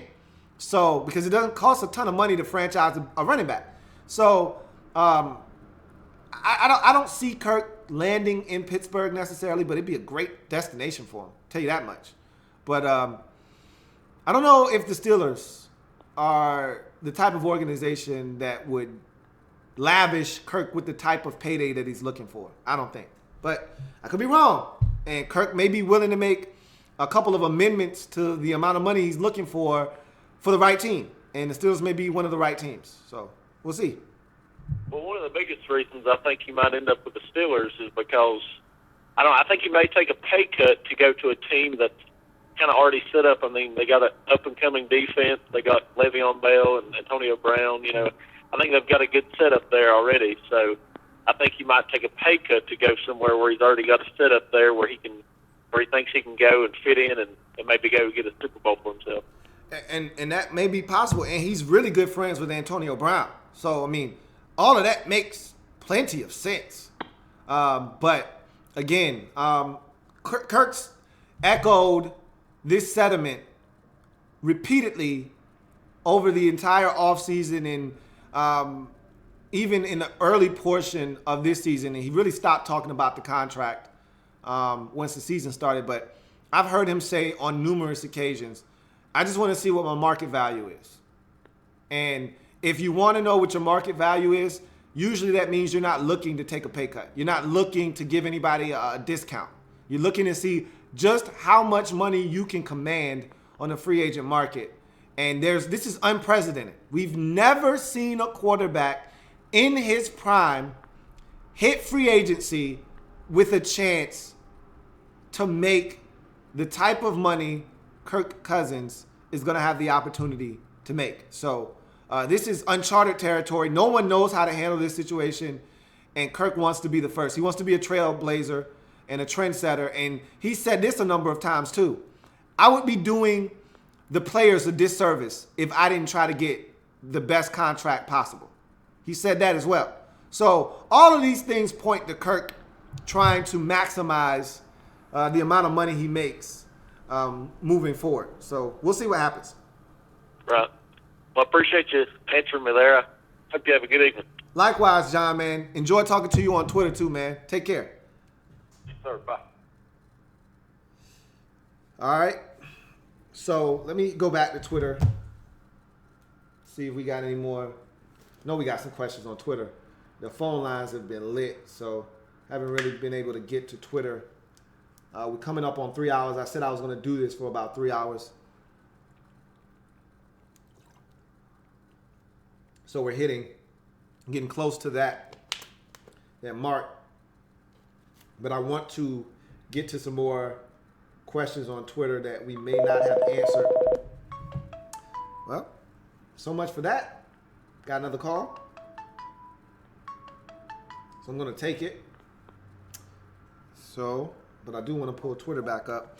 You're on the Redskins Report live with your man, Louie T. Who am I speaking with? This is Chris. What's going on, Chris? How's it going, Luke? I just had a couple questions for you real quick. Hope you enjoy. Sure, man. Go ahead. Shoot. Okay, yeah. One of the first things I remember when they signed Josh Norman was that Bruce Allen and Eric Spanos, they constructed basically to be a 2-year deal. He has the option to opt out this offseason. I was just wondering, in your opinion, do you think he will, and do you think he's going to become a lead this offseason with Freeland being a free agent too? I don't know if he'll opt out because I'm going to tell you what, the tape on Josh Norman hasn't been pretty this year. He's still a big marquee name in this league, and if he opted out, I'm pretty sure he could get a nice, hefty deal with somebody, but the type of money that's still left on that deal, I don't think he would want to opt out of that deal. Now, from a team perspective, you don't want to go from having a really robust secondary to losing potentially both of your starting corners in one offseason. So I can't see them allowing Norman to walk. I think he's had a down season from the first year that we got him last year, but I think he's still got a lot of good football left. I think he's going to regroup and play better. But right now, he's not playing as well as he can play. But I don't see him leaving the football team. But, I mean, losing will make you make some crazy and rash decisions. So we'll see what happens with him in this offseason. You got something else, Okay, Chris? and just one other point I was wondering your opinion on. Yep. I understand the Kirk situation and how we basically blew our chances with multiple failed contract discussions. What are your thoughts on a guy like Teddy Bridgewater as a possible bridge quarterback? Mm-hmm. He might not be like a star, but he should be relatively low considering the Vikings didn't pick up his option, Mm-hmm. and he's kind of undetermined coming off this injury. Mm-hmm. I was just wondering, what are your thoughts on him as being a possible option if Kirk were to leave? Teddy Bridgewater is an intriguing quarterback option in this offseason because of all of the points you just mentioned. He is unproven. He is young, but he's coming off of an injury, so you don't know what you're getting. I don't think he has star potential in this league, like you said, but I think he can get the job done. I've always said he was the black Alex Smith, and so I feel like That's a good one. I feel like he can come in. He can be a really quality starter for your football team. Will he ever be a true difference maker at the position? Probably not. You know, Vikings fans will argue differently. They thought that he was on the cusp of taking that huge quantum leap the year that he got injured.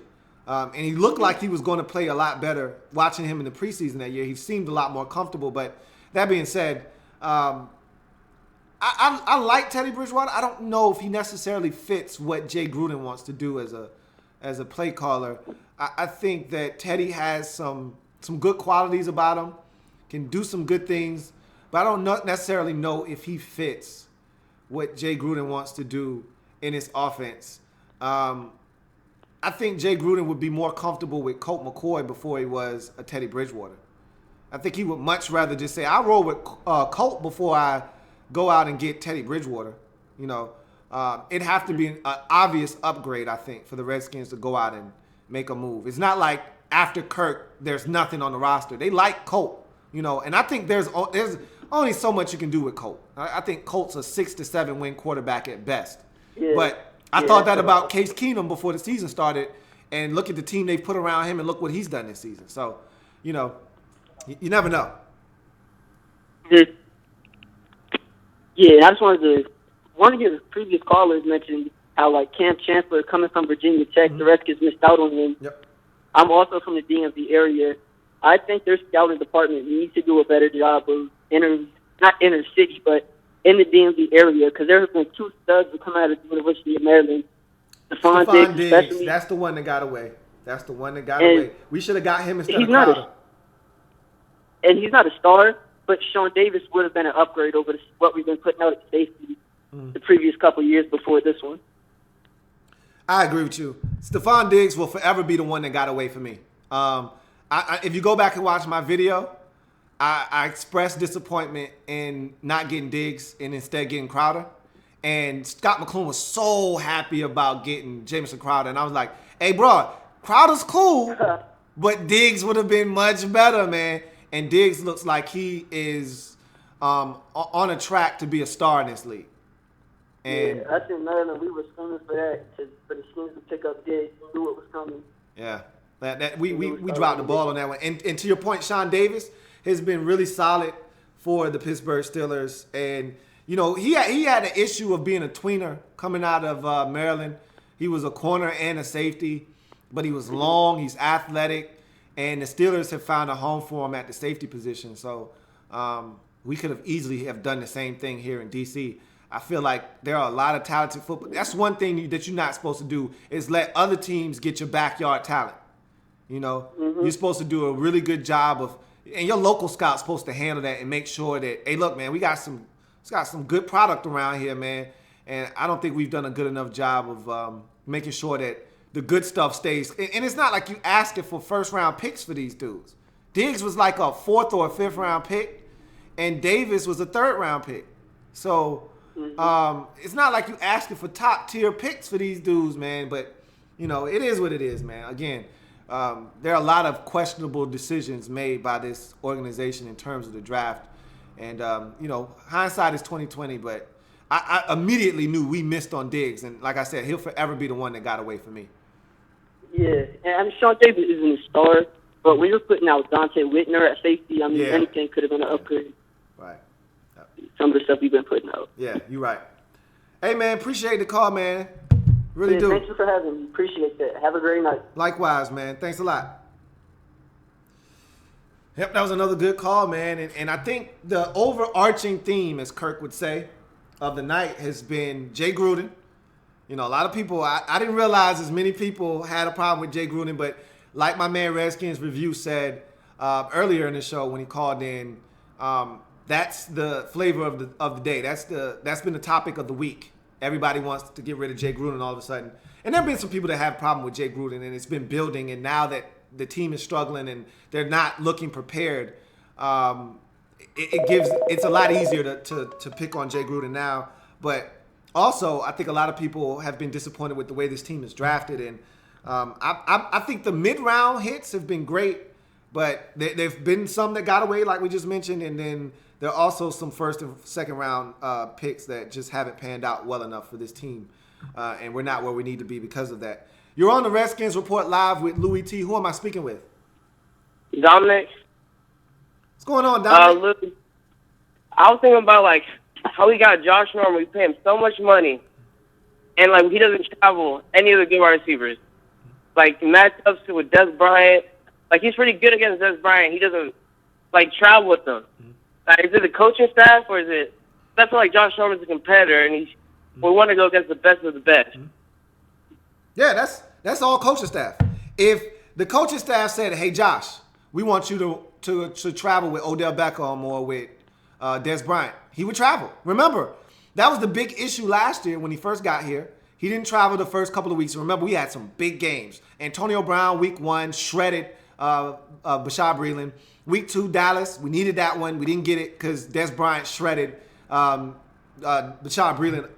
Probably his worst stretch of football was early in the season last year for Bashad Breeland. And then the big topic of discussion was we going to New York, got to play the Giants, got to have this one. You're 0-2, can't afford to drop to 0-3 or your season's over. And he traveled with Odell Beckham that game, if you remember. So he can travel if he wants. They gotta tell him, "Hey, you traveling?" See, this is the problem. Bashad Breeland plays solid football on the other side of the field, and so they feel like there's no need to travel. He's more comfortable on that side of the field. Breeland can hold it down. There's no reason for him to have to follow a receiver around. We feel comfortable on both sides of the field, and we love our slot in Kendall Fuller, he is one of the best slots in the league. But here's the thing. You're paying him all that money. This guy, like you said, he plays good against Des Bryant. That's the type of receiver that he excels against. A guy that's not going to burn him with speed, a guy that's big and physical, a guy that he can put his hands on. That's a good matchup for him. He struggles with the smaller guys that can run. And so that's a good matchup for him. And when we needed a stop against Des Bryant on Thursday night, when we needed some situations where we needed some stops on third downs, he wasn't checking them. Bashad was, and he got some easy completions, and they moved the sticks. Bashad picked up a couple of big pass interference penalties, one in the end zone. He caught another touchdown on him. Again, you would have loved to have seen Josh Norman on him, but that's the coaching staff's decision, not Josh's. I just feel like if Breeland's getting toasted, it should change it up, like something during halftime. Yeah, I agree with you. Well, that's it, Lou. Hey, man, appreciate you, Dominic. Have a good one. Yeah. So, all right, let's get to Twitter real quick.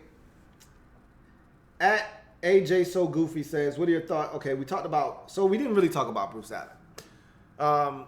Bruce Allen hasn't done the most egregious job as our president / GM / pants and picnics manager. However, he hasn't been very good either.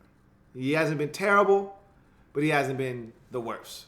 Now, he's come in, and when he came into this team, we were in a financial bind. That's putting it nicely. He came in, and he got the books right. He stopped spending money very recklessly. You know, he came in and he was fiscally sound and smart. And no longer were the days of the Redskins signing every nice and shiny free agent out there that exists to big contracts. Those days were dead. He came in here and he took care of the money in the books. And so I can appreciate him for that. He also hasn't done the worst job in the draft. Let's take this call first, though. You're on the Redskins Report Live with your man, Louie T. Who am I speaking with? It's Corey Fenneman. What's going on, Lou? What's going on, Corey? Long time I ain't hear from you, man. What's going on? Man, same old, same old. Just getting off work and just catching the show right now. Hey, man. Appreciate that, man. What's on your mind? All right, but man, the last little bit that I've been catching, I've been hearing you talk a lot about the scouting department and the front office. Yep. And I've also been going on the Redskins website, and I heard Chris Cooley talking about how he says that the front office and Jay Gruden during draft process need to be on the same page. Mm-hmm. Now, my feeling on that is this. If that is the case, then that's probably why we are missing out on a lot of draft picks that we've been having if these two are not on the same page. If they're saying, well, this guy fits me a heck of a lot better than the guy that you're looking at. Mm-hmm. But since you are the GM, you're the one who makes the final say, you're going to go ahead and choose him, and I just got to go ahead and coach him and do what to do. But when you look at the good teams, of course, we're going to use the Patriots as an example. I kind of feel like, oh, man, Kraft over Speak up a little bit more, Corey. Speak up a little bit more. Hello? Speak up a little bit more, Corey. I feel like my man Kraftman let Bill Belichick pull in all the groceries and do the cooking. Mm-hmm. So I'm just trying to get your feeling on that, because I'm feeling like this front office and the coach and Jay Gruden is basically not on the same page when it comes to this roster and trying to put the right talent on the team. And that's the dilemma that we find ourselves in as Redskins fans, because when you don't have a clear-cut general manager, a guy that you look to and say, all right, this is the guy that's making some of those decisions, and there needs to be a hierarchy and there needs to be input from the head coach, because, again, he's the one coaching these players. There are specific players that fit his scheme, especially when you're talking offense. You know, if you're talking defense, you know, that kind of varies, but still you want the coach's input, because, again, these are the guys that he's going to be coaching up.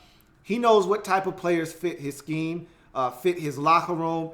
And so there does need to be synchronicity in the front office. And I think for years we've seen a divide. I'll give you an example. Matt Jones was a Scott McCloughan guy. Okay? Mm-hmm. Matt Jones. You listen to Scott McCloughan to this day. Scott McCloughan still is adamant that Matt Jones is a hell of a running back and he's a Marshawn Lynch clone. I don't know what the hell tape he was watching, because I didn't even see that at Florida. Okay? Florida didn't even see that at Florida. That's why he wasn't starting at Florida. But that's nor here nor there. Jay Gruden, I don't think, was ever sold on Matt Jones. I think Matt Jones was pushed upon him and said, hey, this guy can play, put him in the game. You look at another situation. I was listening to that same conversation that you were referencing, and he talked about, one of the examples was Terrell Pryor, you know, coming in as a free agent. You know, you have all these scouts and all these people talking about, hey, this guy's big, he's fast, he's a great X receiver, he'll fit in your system. And Jay's like, actually, this guy only plays the X. I have my X move all the way around. He's playing X, he's playing Z, you know, he's on the other side of the field. So I need versatility. This guy doesn't necessarily fit what I want to do. I.e., now you see why he wasn't playing a lot before he even got injured.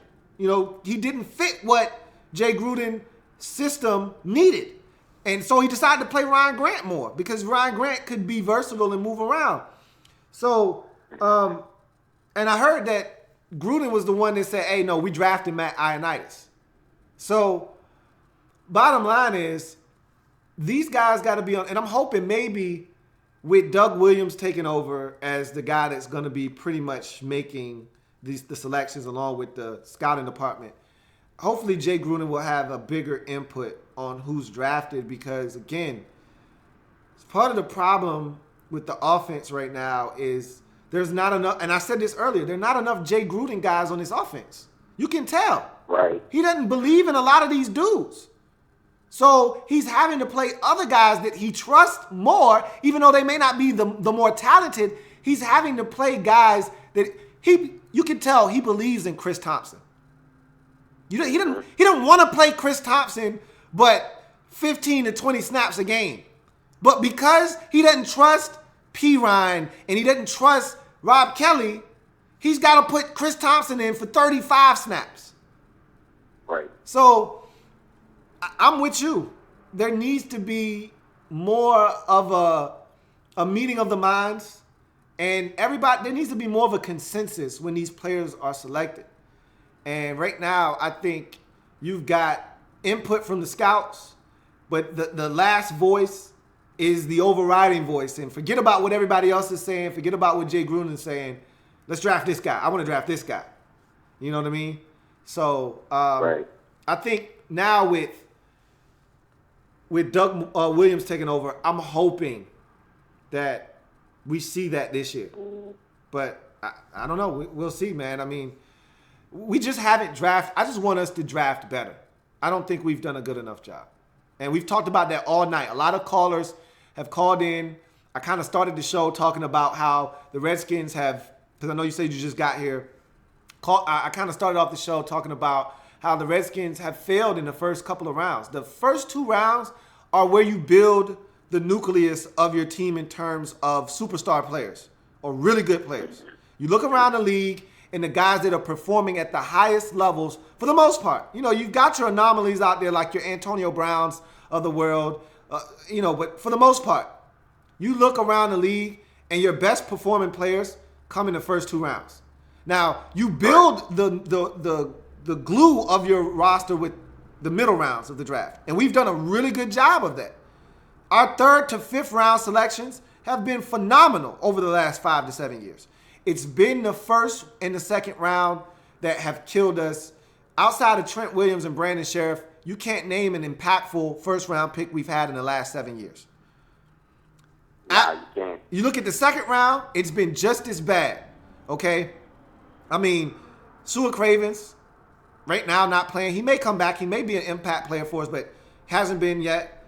I hated the Ryan Anderson pick when we made it. I told everybody that wasn't going to be a good pick. I'm not giving up on him. He's a rookie, but I don't like what I've seen, and I didn't like what I saw coming out of Alabama. Trent Murphy. Preston Smith. I mean, I can go on and on with these 2nd round picks. You're supposed to be hitting home run. The 2nd round pick is the new 1st round pick. You got to hit on that. And we've been getting guys in the 2nd round. We haven't been getting difference makers in the 2nd round. Yeah, man, I'm with you, because another one that I kind of felt like that we let go, and we had an opportunity to draft and let the Giants go ahead and trade up and get him before us, is Landon Collins. Yep. And he wanted to be a Redskin. He did. Honestly, that's like one of the few college players that you will ever hear say, I want to be drafted by the Washington Redskins. Mm-hmm. He grew up a Sean Taylor fan, man. He wanted to be a Redskin so bad. Exactly. So my thing is like, okay, if you hear this player saying something like that, and you won't, and not only that, but you see that he's got talent, and this boy can be a monster for years to come, man, throw that name in the hat and be like, boy, come on aboard, let's get it done. And to take it a step further, we were dying for a safety at that time.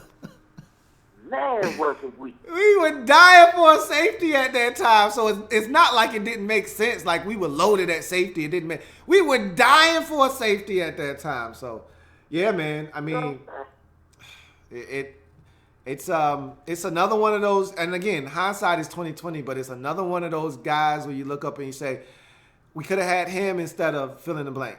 You know what I mean? Like, you feel me? I mean. That's the story of our 1st and 2nd rounds, man. It's been a litany of just missed opportunities to get guys that are true difference makers in this league. So, yeah, man. I feel you, Corey. Hey, man, I appreciate you calling in, man. All right, no doubt. Appreciate you having me, Sam. I'm always going to watch your show. Be looking out for you. Hey, definitely, man. Appreciate that. Take care of yourself. All right.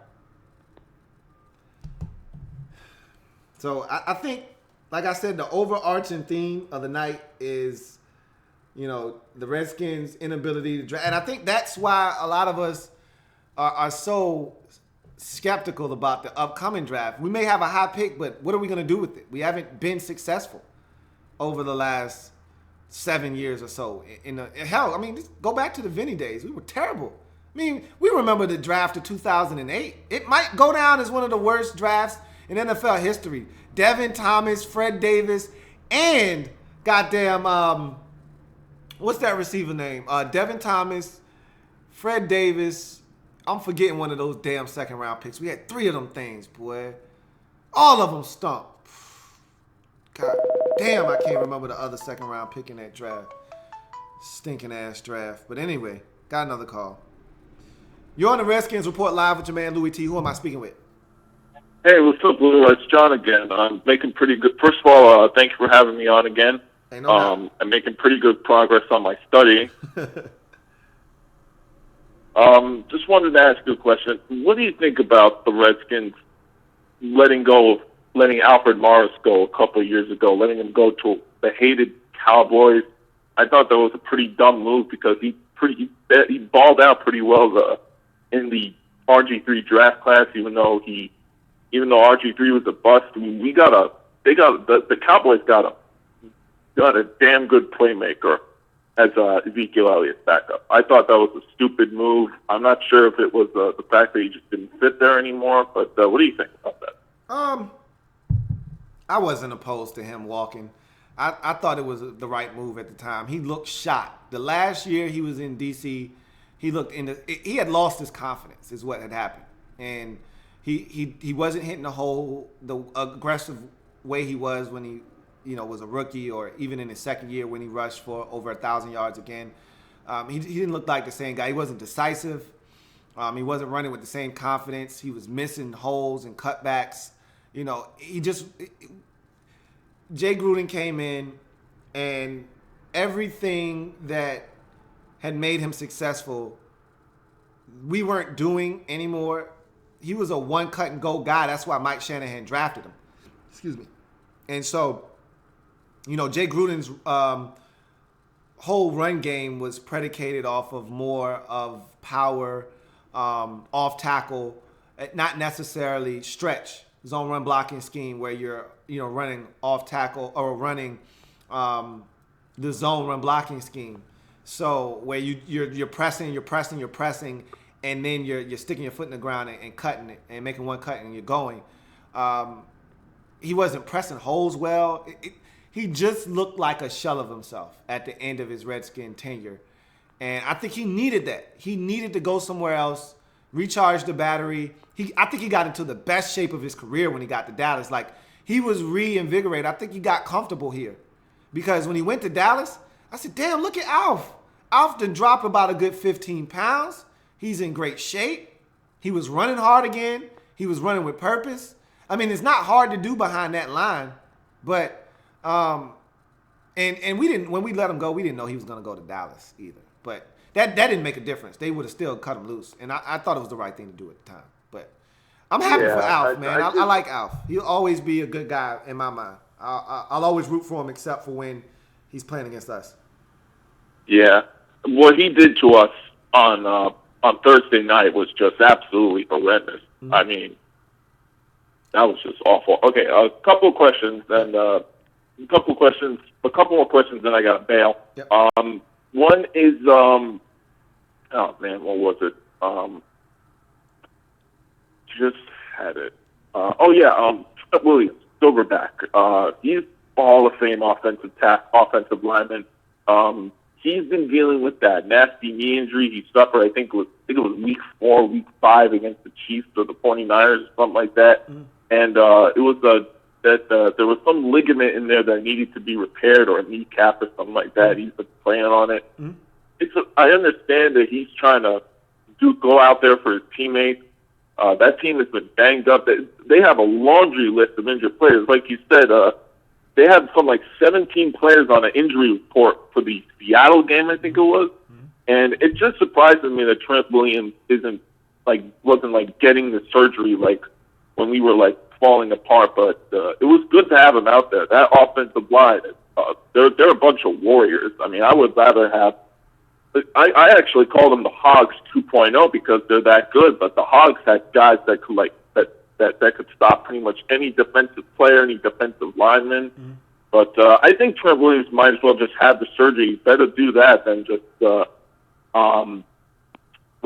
and then just sit out, miss OTAs, miss training camp, and maybe have the first 4 weeks of the season. Well, it depends on the surgery, but I, like you, think that this season is lost. He just needs to go have the surgery. There's no reason for him to still be out there. I know he wants to gut it out, be there for his team, and yada, yada, yada. But just like the Redskins put Jordan Reed on IR today, they need to do the same thing. He's not going to go to the team and say, hey, I need to have this surgery. They need to make that decision for him. They need to say, hey, Trent, man, we love what you've done for us. We love the fact that you've been a warrior for us this year, man. But we need you to go ahead and have that surgery now so you can be ready for next year when we really need you. Because I've seen him in a couple of the games this year. The man can barely walk. He's basically on one leg, and I think he said something that a week or two off would do him some good or something like that. And the fact that this dude is playing on one leg is amazing. But we know how tough he is. But I think it'd just be great if he has the surgery. We'll see him probably for the start of have him ready for the start of OTA, maybe training camp. We don't know how long the surgery is gonna keep him out, like the rehab and everything. I mean, the rehab. I mean, the guy is 300 pounds, and it's gonna. I think it's difficult for offensive linemen to rehab injuries because you got all kinds of like muscle work, like jumping skills. I don't know if big offensive linemen can do stuff like that. Yeah, no, they'll find ways to get him back into the shape. The biggest problem with the rehab process for those players normally is just getting back into playing shape. You know, you're not able to run around and stay in shape and do the things that you normally are capable of doing to stay in playing shape.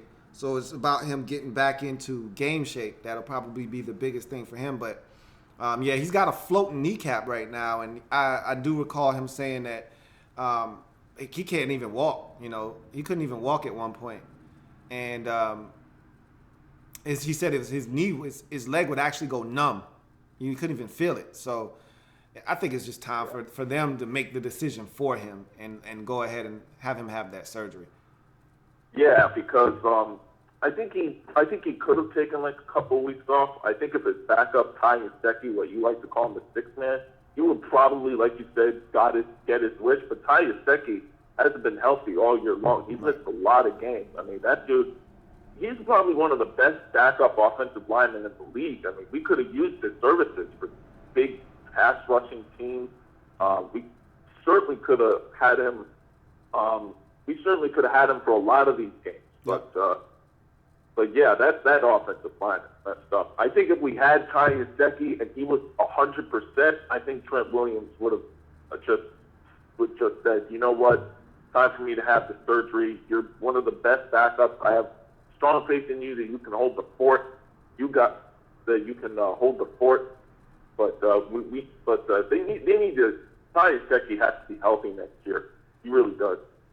Yeah, that's without a doubt. I agree with you. If he was healthy, and Trent went down in the Chiefs game with the injury, and Ty Yoseki went down the week prior against the Raiders with the core muscle injury. So, yeah, man, this has been a crazy year for injuries. I've never seen a year like it for this Redskins team with injuries. Yeah. All right. Let's see. I got another question. If Rashad Breeland walks away, actually, we'll talk to you about Rashad Breeland in a second. Just what are your thoughts on Josh Norman? He has been pretty good for us. We missed his impact on the field for a couple of weeks when he got hurt in the Chiefs game. That nasty hit he gave to Travis Kelce, and then a few minutes later he got knocked down, and he had to leave the game at halftime. The dude, what are your thoughts? Because a lot of fans are starting to sour on him that he's not worth the money. He's overrated. He's too much of a loose cannon. I think the guy's a competitor. We've seen him go up against. We saw him go up against Beckham in his last year with the Panthers, and he was giving it to Beckham all game long. Even though the Panthers won too because they were able to. Because Norman was able to get inside Beckham's head, and you need a guy like that. Better than having a garbage corner. It's not competitive. Right. But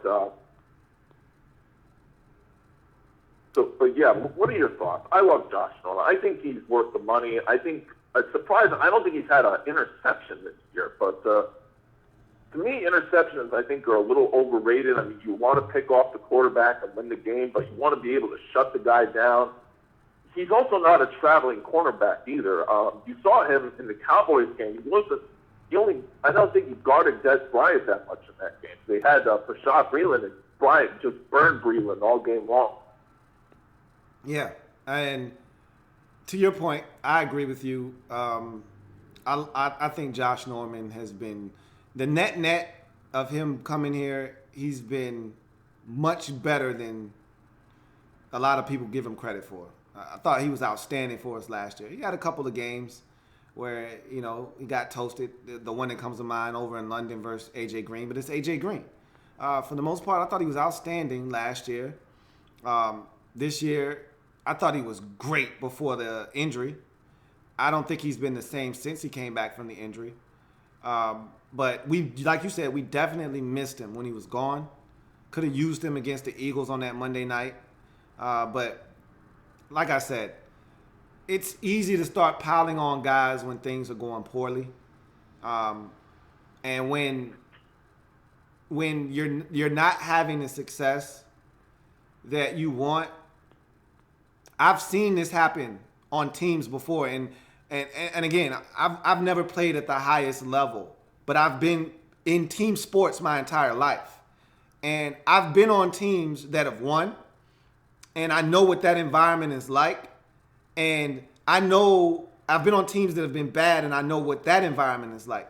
And when you are a great player and you're in a losing environment, you start putting it upon yourself to start going outside of the scheme, going outside of what is needed of you to try and make a play because you think you're capable.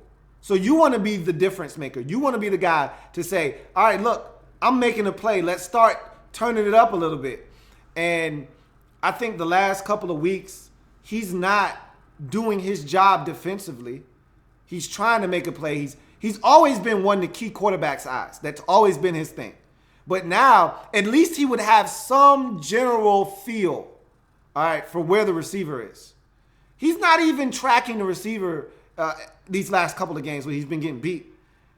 He's not even. Yeah, he got burnt. I watched the Vikings game. He got burnt like that. Vikings secondary got just burnt like toast. Yeah. Against with Stephon Diggs and Adam Thielen. Yep. You know how good those guys are. Yep. They just weren't tracking the ball. I don't know if it was. I don't know if they didn't know where the ball was coming from, or the fact that they just weren't covering.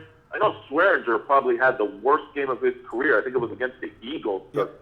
We know how damn good he's been. Right. That was a great pickup. Yeah. But Josh Norman, I think he got embarrassed against the Chargers game. Heard they got burned it for Phillip Rivers just burned that Redskins defense all game long. That was.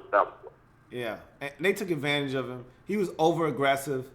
His eyes were in the backfield the entire game. Those receivers, and I think they saw it on tape, and they said we're gonna take some shots at him, and they did, and they had success.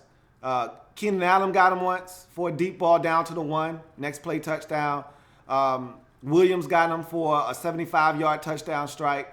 I would have loved to have seen DJ Swearinger be over the top there. He went to the other side of the field, but normally he can't get beat like that. I mean, he got beat to the inside and got beat like he stole something. And so I just think right now he's trying to do more than is called for, and he's doing less. Sometimes less is more. And he's fine. He's fine. He doesn't need to go anywhere. He's a little frustrated right now, and I understand that. But he's fine. Redskins fans that think he needs to go, they don't get it. They don't get it at all. Especially with I don't Breland, believe that for 1 second. Especially with Breland being a free agent. Great in the locker room. The guy's been on fire all year long. I think that was our best free agent pickup. Okay, another question I wanted to ask. I know I don't want to keep you on for very long because I know you got other callers, but what do you think about what do you think about the Kirk Cousins situation? After the Chargers, a lot of fans were calling for Jay Gruden to be fired, for Kirk Cousins to not come back. The fans did this. They ran some really good players out of town. I think what was it?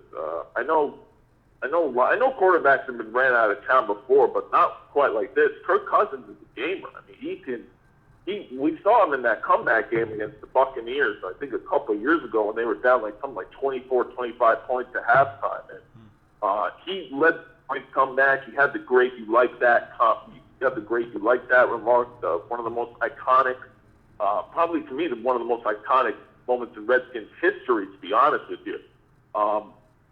He was the dude has kept us in games a lot this year. I love the guy. I wasn't in favor of him starting at first because I was still hoping Robert Griffin III would get his stride back, and now Robert's obviously out of the league. And if you lose Kirk Cousins, if you take him off this football team, you're a 3-win team. You're a last-place division team. I think Kirk Cousins can get the Redskins to the Super Bowl. I know that sounds like crazy talk, but the guy can, if you give him a running game, if you give him a defense, if you give him receivers. I know Terrell Pryor's not coming back next year, but if you get him a young 6'5", 200, something like a Kelvin Benjamin, like a big guy that you can like throw the football up to and make plays, a big bruiser in the backfield. If you give him a healthy Jordan Reed, if you give him guys like that, playmakers like that, you give him Crowder, you give him Thompson. That offense is going to put a lot of points on the board, and losing Deshaun Jackson and Pierre Garçon was probably just awful luck. But it was time for them to move on. I honestly think we should have kept Jackson because he's still good at the deep ball. He's been struggling in Tampa Bay this year. I would have loved to keep him, but at the same time, football is a business. But I would like to see the Redskins go out and get that kid from Oklahoma State, James Washington. I heard he's pretty good. I think they'll go out in free agency. I think they'll definitely go looking around the free agent market and the draft. But you need a pass rusher. You need another corner. Freeland walks away. You need a big receiver to throw the football up to. You need a big bruising running back to make plays. You can't. He's done it with. He's tried to take the Redskins places with a really bad defense, with no run game, and now he's trying to do it without receivers and stuff and things like that. But fans who say Kirk Cousins doesn't belong, if you run him, if you run him out of town, you're going to get some bum quarterbacks that nobody wants. He's going to lose games. The coach is going to lose the locker room when the quarterback should be blamed that he should be playing better. And that's just my opinion. I think Kirk Cousins, I hope he stays. I hope they pay him. I know I'm not exactly a big Dan Snyder or Bruce Allen fan. I talked about this a few weeks ago that Dan Snyder should sell the team. I'm not sure. It's just amazing me that this talk has been going on for the last couple of years if he should get a long-term deal. I mean, you pretty much said it. I mean, Kirk Cousins. Yeah, that's the point. And fans yet still don't get it. They think that they can change the quarterback position overnight. Well, a lot of those people that feel that way, they've either one, they just don't like Kirk Cousins. They don't like him. Or two, they don't like him because of the RG3 situation. And they're never going to like him. I mean... Yeah, the criticism that you can't win the big games, you can't win on Monday night. Nobody always wins the big games. Nobody always wins on Monday night. Even Tom Brady lost. We saw him the Patriots get blown out get beat by the Dolphins last night. I mean, not everybody wins on Monday night. Right. Yeah, man. I hear you, John, man. I got another call coming in. Hey, man, I appreciate you chiming back in, man. It's been a pleasure talking to you tonight. All right, thank you. Your statement on your thoughts on Kirk Cousins, like the fans and. To me, I've been having that discussion with them all season long. You know, even into the offseason last year. Fans are gonna feel the way that they feel. The people that don't respect what Kirk has done with, like you said, no run game. This year, it's even been worse because no true threat at receiver, offensive line that's had the most combinations in the league this season, and like you said, no run game to which to speak of. The fact that he's had to endure all of that, and in past years, the defense was horrendous, and the defense is still bad. Now, what are we talking about? So I've always defended Kirk. I've always said that if you don't like Kirk, you've got an agenda. You can't look at what this man's done in the last 3 years as a starter and think anything other than he should be here long term.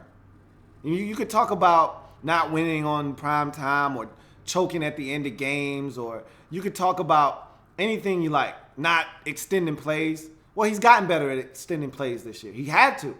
Okay, the offensive line has crumbled around him. He's got to get out of the pocket and run and throw the football, and he's been doing that this year. You talk about him not winning on prime time. You don't win on prime time by yourself. You win and lose as a team.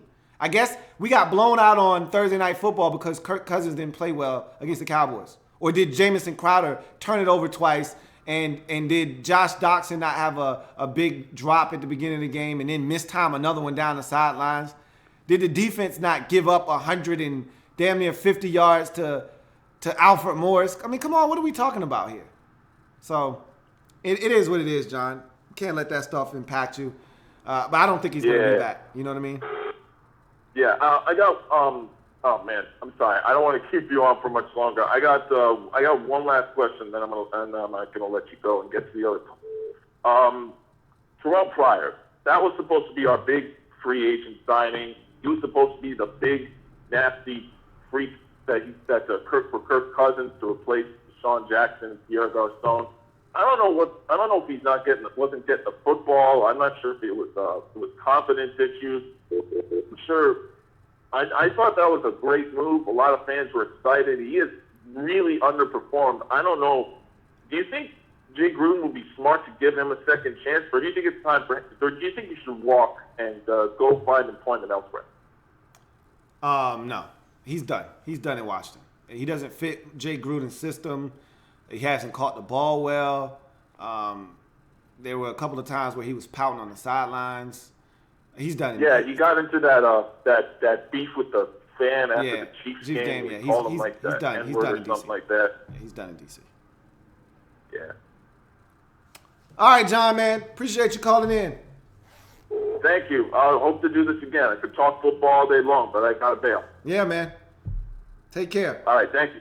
All right, thank you very much. No doubt. You're on the Redskins Report Live with your man, Louie T. Who am I speaking with? Louie T, this is BFG. What's going on, man? How you doing, brother? I'm doing great, BFG. Better now that you called in, man. How you doing? Oh, not bad, man. I just finally was able to break away from my daily schedule, and sorry I'm late jumping on here, but wanted to thank you for doing this. Thanks a lot for grabbing a bunch of us Redskin fans together to be able to talk about this situation. Hey, man. Anytime I can bring the fan base together and kind of get the pulse of the nation and feel kind of like I see where everybody's going, because I had no idea so many people wanted Jay Gruden fired. But this is why these types of conversations are needed, because I felt like Jay Gruden was, down the list of problems that we had, but evidently that's not the case for a lot of Redskins fans. Yeah. Yeah. It's something that is, I think it's fairly common amongst Redskins fans. Once we start to get the whiff that we're out of the playoffs, we start falling for people's heads. Yep. And it doesn't help that we have a track record with this franchise and this owner that's exactly what we've done in the past, is just start calling the entire, roster list of coaches and upper management, in a fit of trying to make things desperately work for us. But it's hard to try to keep people on track and to see the bigger picture, even though you don't necessarily know what that bigger picture is yourself. It's a tough situation to be in, but it's one that us Redskins fans are fairly accustomed to, unfortunately. Yes.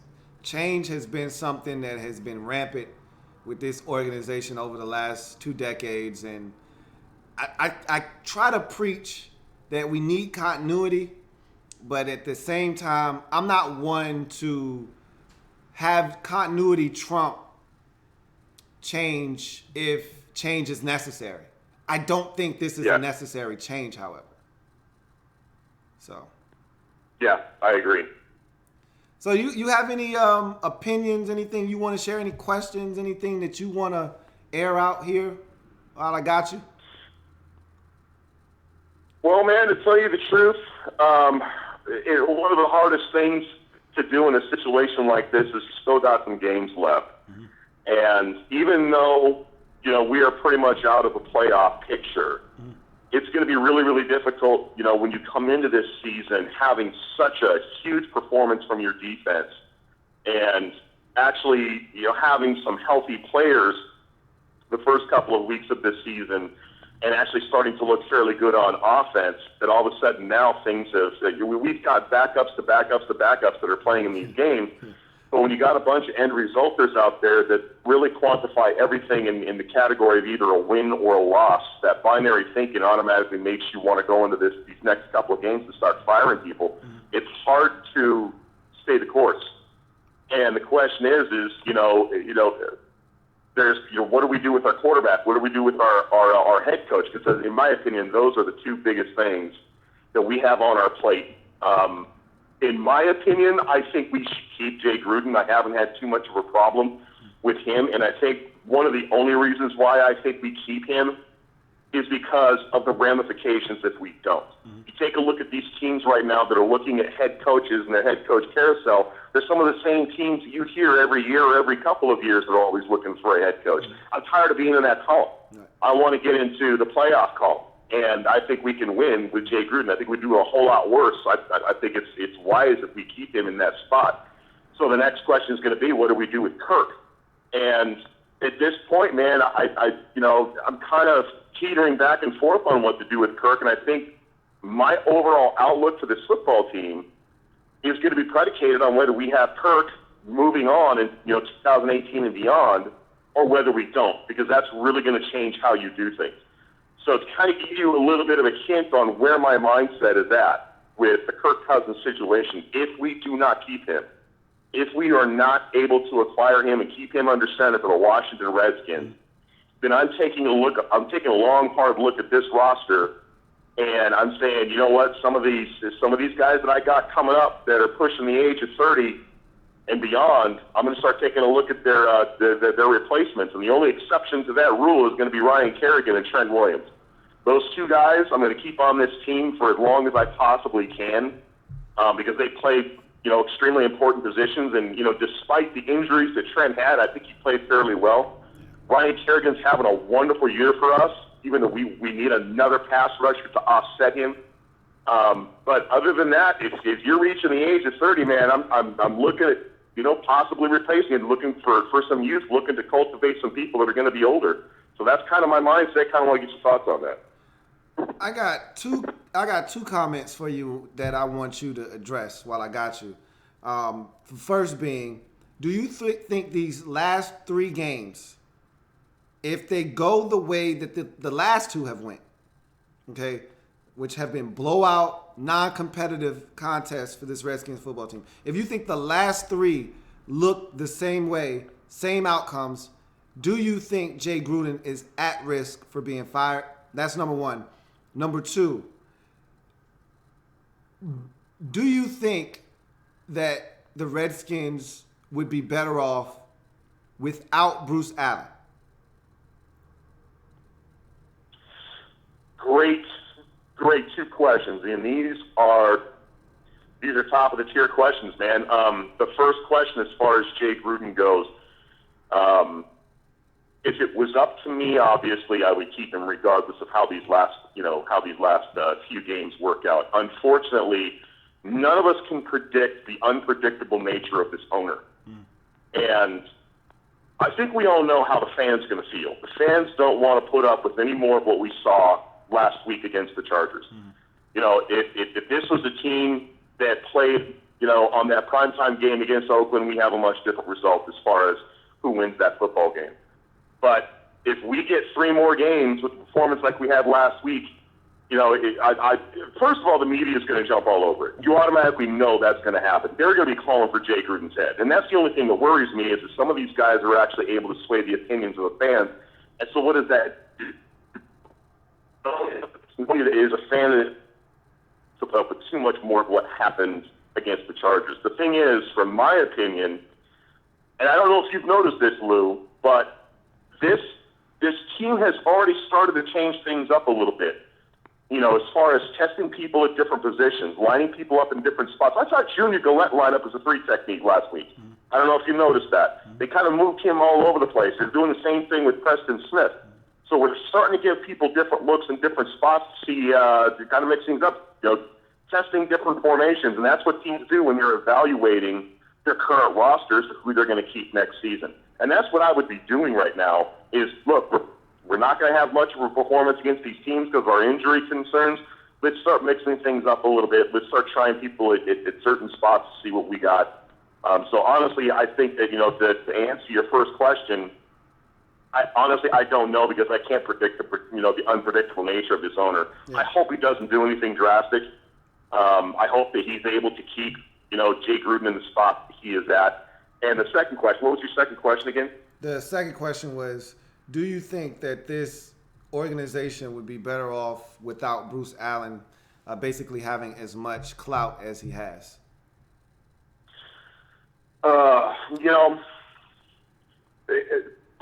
Two things about Bruce Allen. One, he is part of the reason why we have had some of the success that we have had ever since he's been on this football team, because I remember the state of affairs that this football team was in before Bruce Allen. We had begged for a general manager for years, and when we got Bruce Allen, we finally got somebody who was smart with figuring out the numbers on the contracts. That was the problem that we were having. I think Bruce Allen is a numbers guy. I think Bruce Allen's really, really good at figuring out player contracts. Does that put him in a general manager position? No. I would like to keep Bruce Allen, but I would like to keep him away from the talent evaluation portion of this football team. I don't think he's a talent evaluator. I don't think he can sit there and watch film at the collegiate level or the pro level and say, this guy is worth taking a look at. This guy is the guy we got to get rid of. He doesn't have a proven track record doing that. I think we need to get a bona fide GM who is good at doing that can work along with somebody like a Bruce Allen who is strictly a team president. If I could keep Bruce Allen, if I was owner of this football team, I would say, Bruce, you're out of the film room. You're out of the film room. You are now the team president. You're doing team president things. You're worried about where my team's going to be playing in the next 20 years, fixing, where this team's going to build a new stadium. You're also worried about this name change debate that comes up every year. You're going to be glad handling people, working with the media, but you're out of that film room. I'm going to put somebody in there that knows what they're doing, working with our scouts. Yes, keep him, but if it's only as a general manager spot, no, I would get him out of there because I don't think he's good at that job. Yeah. I think you hit it right on the head. I mean, I talked about earlier how he's been fiscally responsible since he's come on board. We haven't been spending money frivolously. I had my man hit me up on Twitter and ask about Bruce Allen, and I kept trying to get to Bruce Allen, but I kept getting calls. But I feel pretty much the same way you do. Like, Bruce Allen doesn't have to go. I think, the misconception is, Bruce Allen is terrible at everything. No, Bruce Allen isn't a talent evaluator. As long as he's not doing that, I don't have a problem with him being the pants and picnic guy. No, we're not going to wear the yellow on yellow color rush jerseys. Fine, I don't want to wear them either. You handle that stuff. Yeah. You handle where the team will be playing in 2037.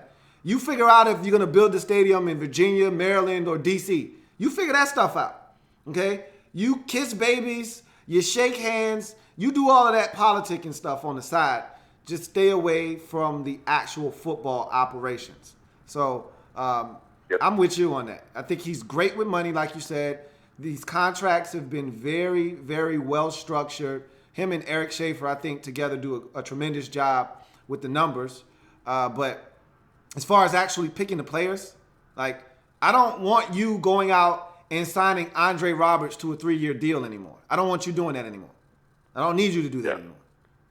That's the stuff I want you to stay out of. But as far as, all of the off-the-field stuff, which he said before, we're winning off the field. You keep winning off the field. Let somebody come in and help us win on the damn field.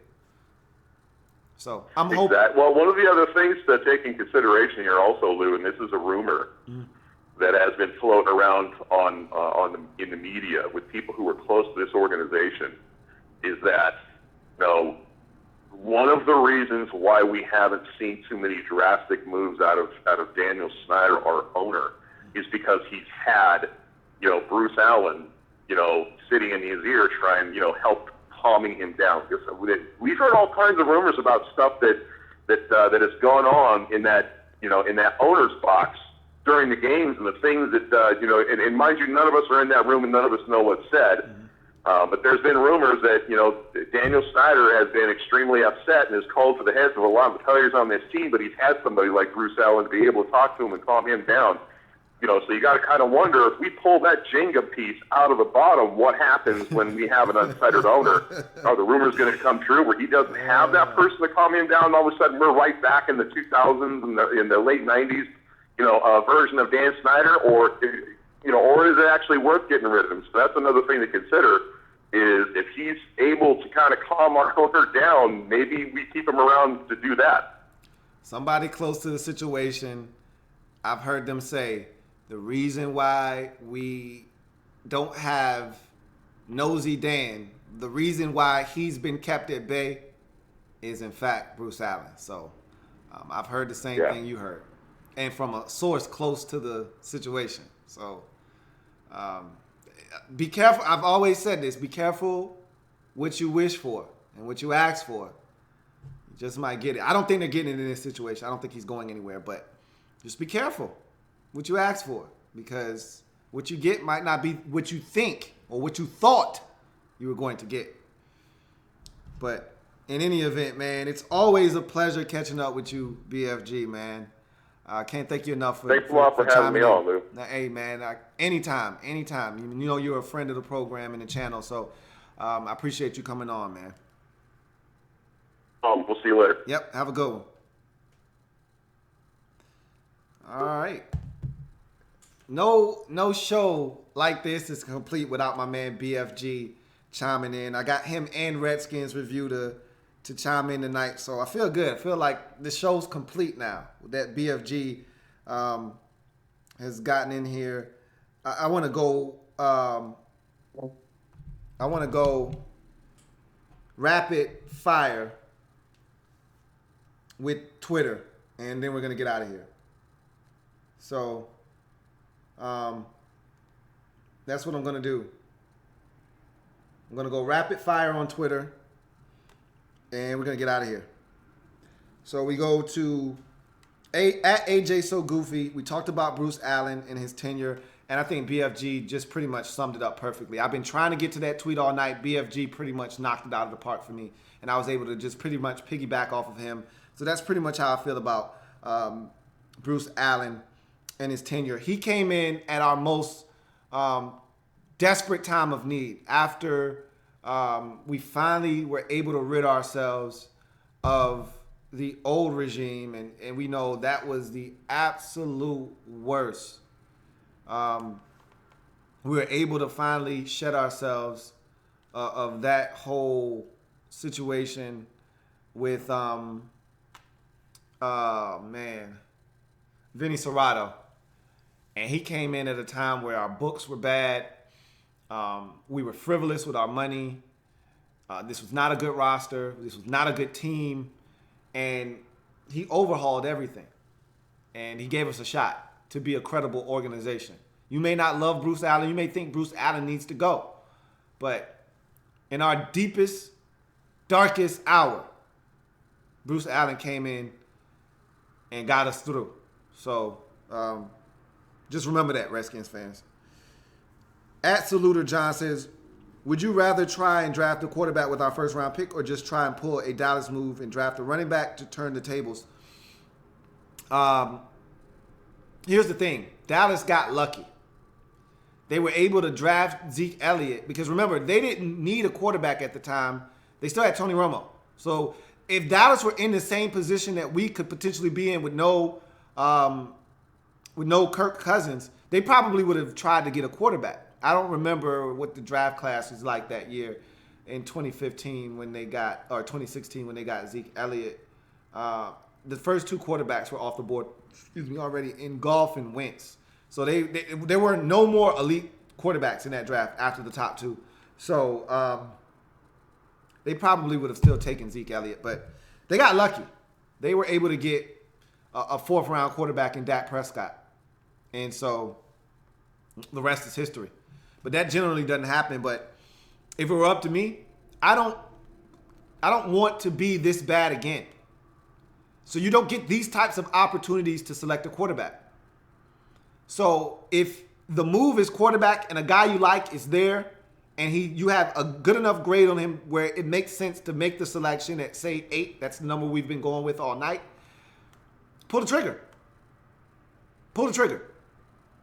Get the quarterback. Because I don't want to be this bad again. So get the quarterback while you have a chance to get the quarterback. If you don't like a quarterback that's there, then and he's not going to be there, but let's just, for the sake of saying, say Saquon Barkley is there. You take Saquon Barkley and you don't think twice about it. But he's not going to be there. He's not going to be at 8. At skins_love_24. Preston Smith was such a playmaker when Allen and Ioannidis were putting that pressure inside. They really showed how great inside D linemen help the outside play. I agree. I don't think Preston Smith needs to go anywhere. I know my man Redskins Review said he was starting to teeter on not wanting Preston Smith on the roster anymore. I disagree. I think there's still value with Preston Smith, and he's shown flashes this year, especially early in the season. Like this tweet has mentioned, this tweeter made a valid point. When pressure was being applied inside, Preston Smith looked like a different guy. And so I think there's still value here with Preston Smith. I'm not willing to give up on him. He's not an elite edge rusher. We still need one, okay? But I think there's a place on this roster for a guy like Preston Smith. If his rookie deal isn't up, which it isn't, there's no reason to do anything drastic with Preston Smith. Matt Lynch, at Matt Lynch, 1818 says, what do you think we do with Long and Laval in free agency, and how do you handle the future of the offensive line position? All right, so the way I look at this, you've got tackle, bookend tackles. Trent Williams locked up for a long time. Morgan Moses just got his extension, locked up for a long time. Both of those guys are warriors. Both of those guys laid it all on the line for us this year. Both have been playing hurt when a lot of guys would have said, hey, I need to sit down for a couple of weeks or I need to go on IR. Those guys have gutted it out for us. Love those guys to death. Think they are phenomenal at their respective positions. So tackle is taken care of, all right? So then you go to the interior offensive line positions, and let's start at left guard. Laval needs to go. We need an upgrade there. I think we've seen the last of Sean Laval in a Redskins uniform, and I can't tell you how long I've been waiting to say those words. So then you ask yourself, well, okay, you want to get rid of Sean Laval. What are you going to do at left guard? Well, the answer for me is simple. If you're not going to have to pay Spencer Long a ton of money, and hopefully no one comes out and throws Spencer Long a stupid amount of money. Let's just assume that no one's been watching tape on Spencer Long, and we can get him back at a reasonable price. I say you re-sign Spencer Long, and you move him from center to left guard. And then you start your 5th-round pick or 6th-round pick from Wyoming, Chase Rouillet, at center, and that leaves you with right guard. Come on. Brandon Sheriff, one of the best in the business at the guard position. And voila, you got your starting 5. I think Ty Nsekhe is still on contract for one more year. If not, got to find a way to re-sign him because to me, he's the best 6th man in the league. And you re-sign him, and then you got to go out and find yourself one more quality offensive lineman for the interior as depth. And you're fine on the offensive line. So I think that's how you handle that. You allow Laval to walk, and you find a way to bring back Spencer Long. That's the way I would address that. And then I would look to draft, just like you did last year with Rouillet, I would look to draft a mid to late round draft pick along the offensive line as depth that you can mold as a backup offensive lineman with the potential to start if need be. That's a guy that you want with some potential that you should probably stash away on your practice squad and continue to help grow and hopefully be able to help later on down the line. At Jolt Warrior says, hey, Lou, thanks for a fun show tonight. Should be a telling 9 months for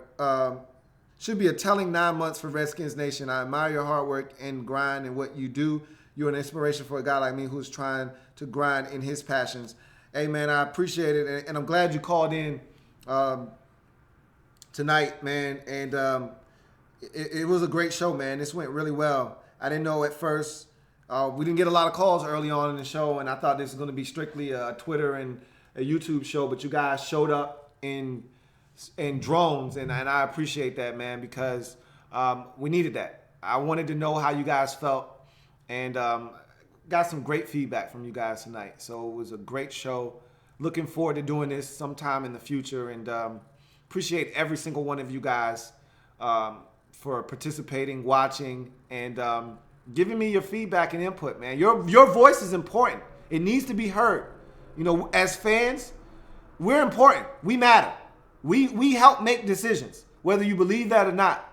It's your money that helps pay for these players, pays for these stadiums, pays for all of this stuff. So you have a voice. Let it be heard, and I'm glad you guys sought out this platform to have your voice be heard tonight. And that doesn't go unnoticed with me. I really appreciate it. I am a Redskins fan, etched in burgundy and gold. My Redskins spirit will never die. Redskins spirit will never fold until we meet again. Hail to our beloved Washington Redskins.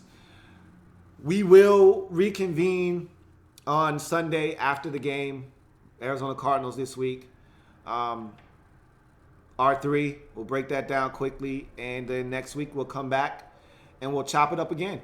So for all of you out there who watched and participated, thank you once again. I'm your man, Louie T, signing off. See you guys next time. This was great. Got to do it again soon. Have a good one.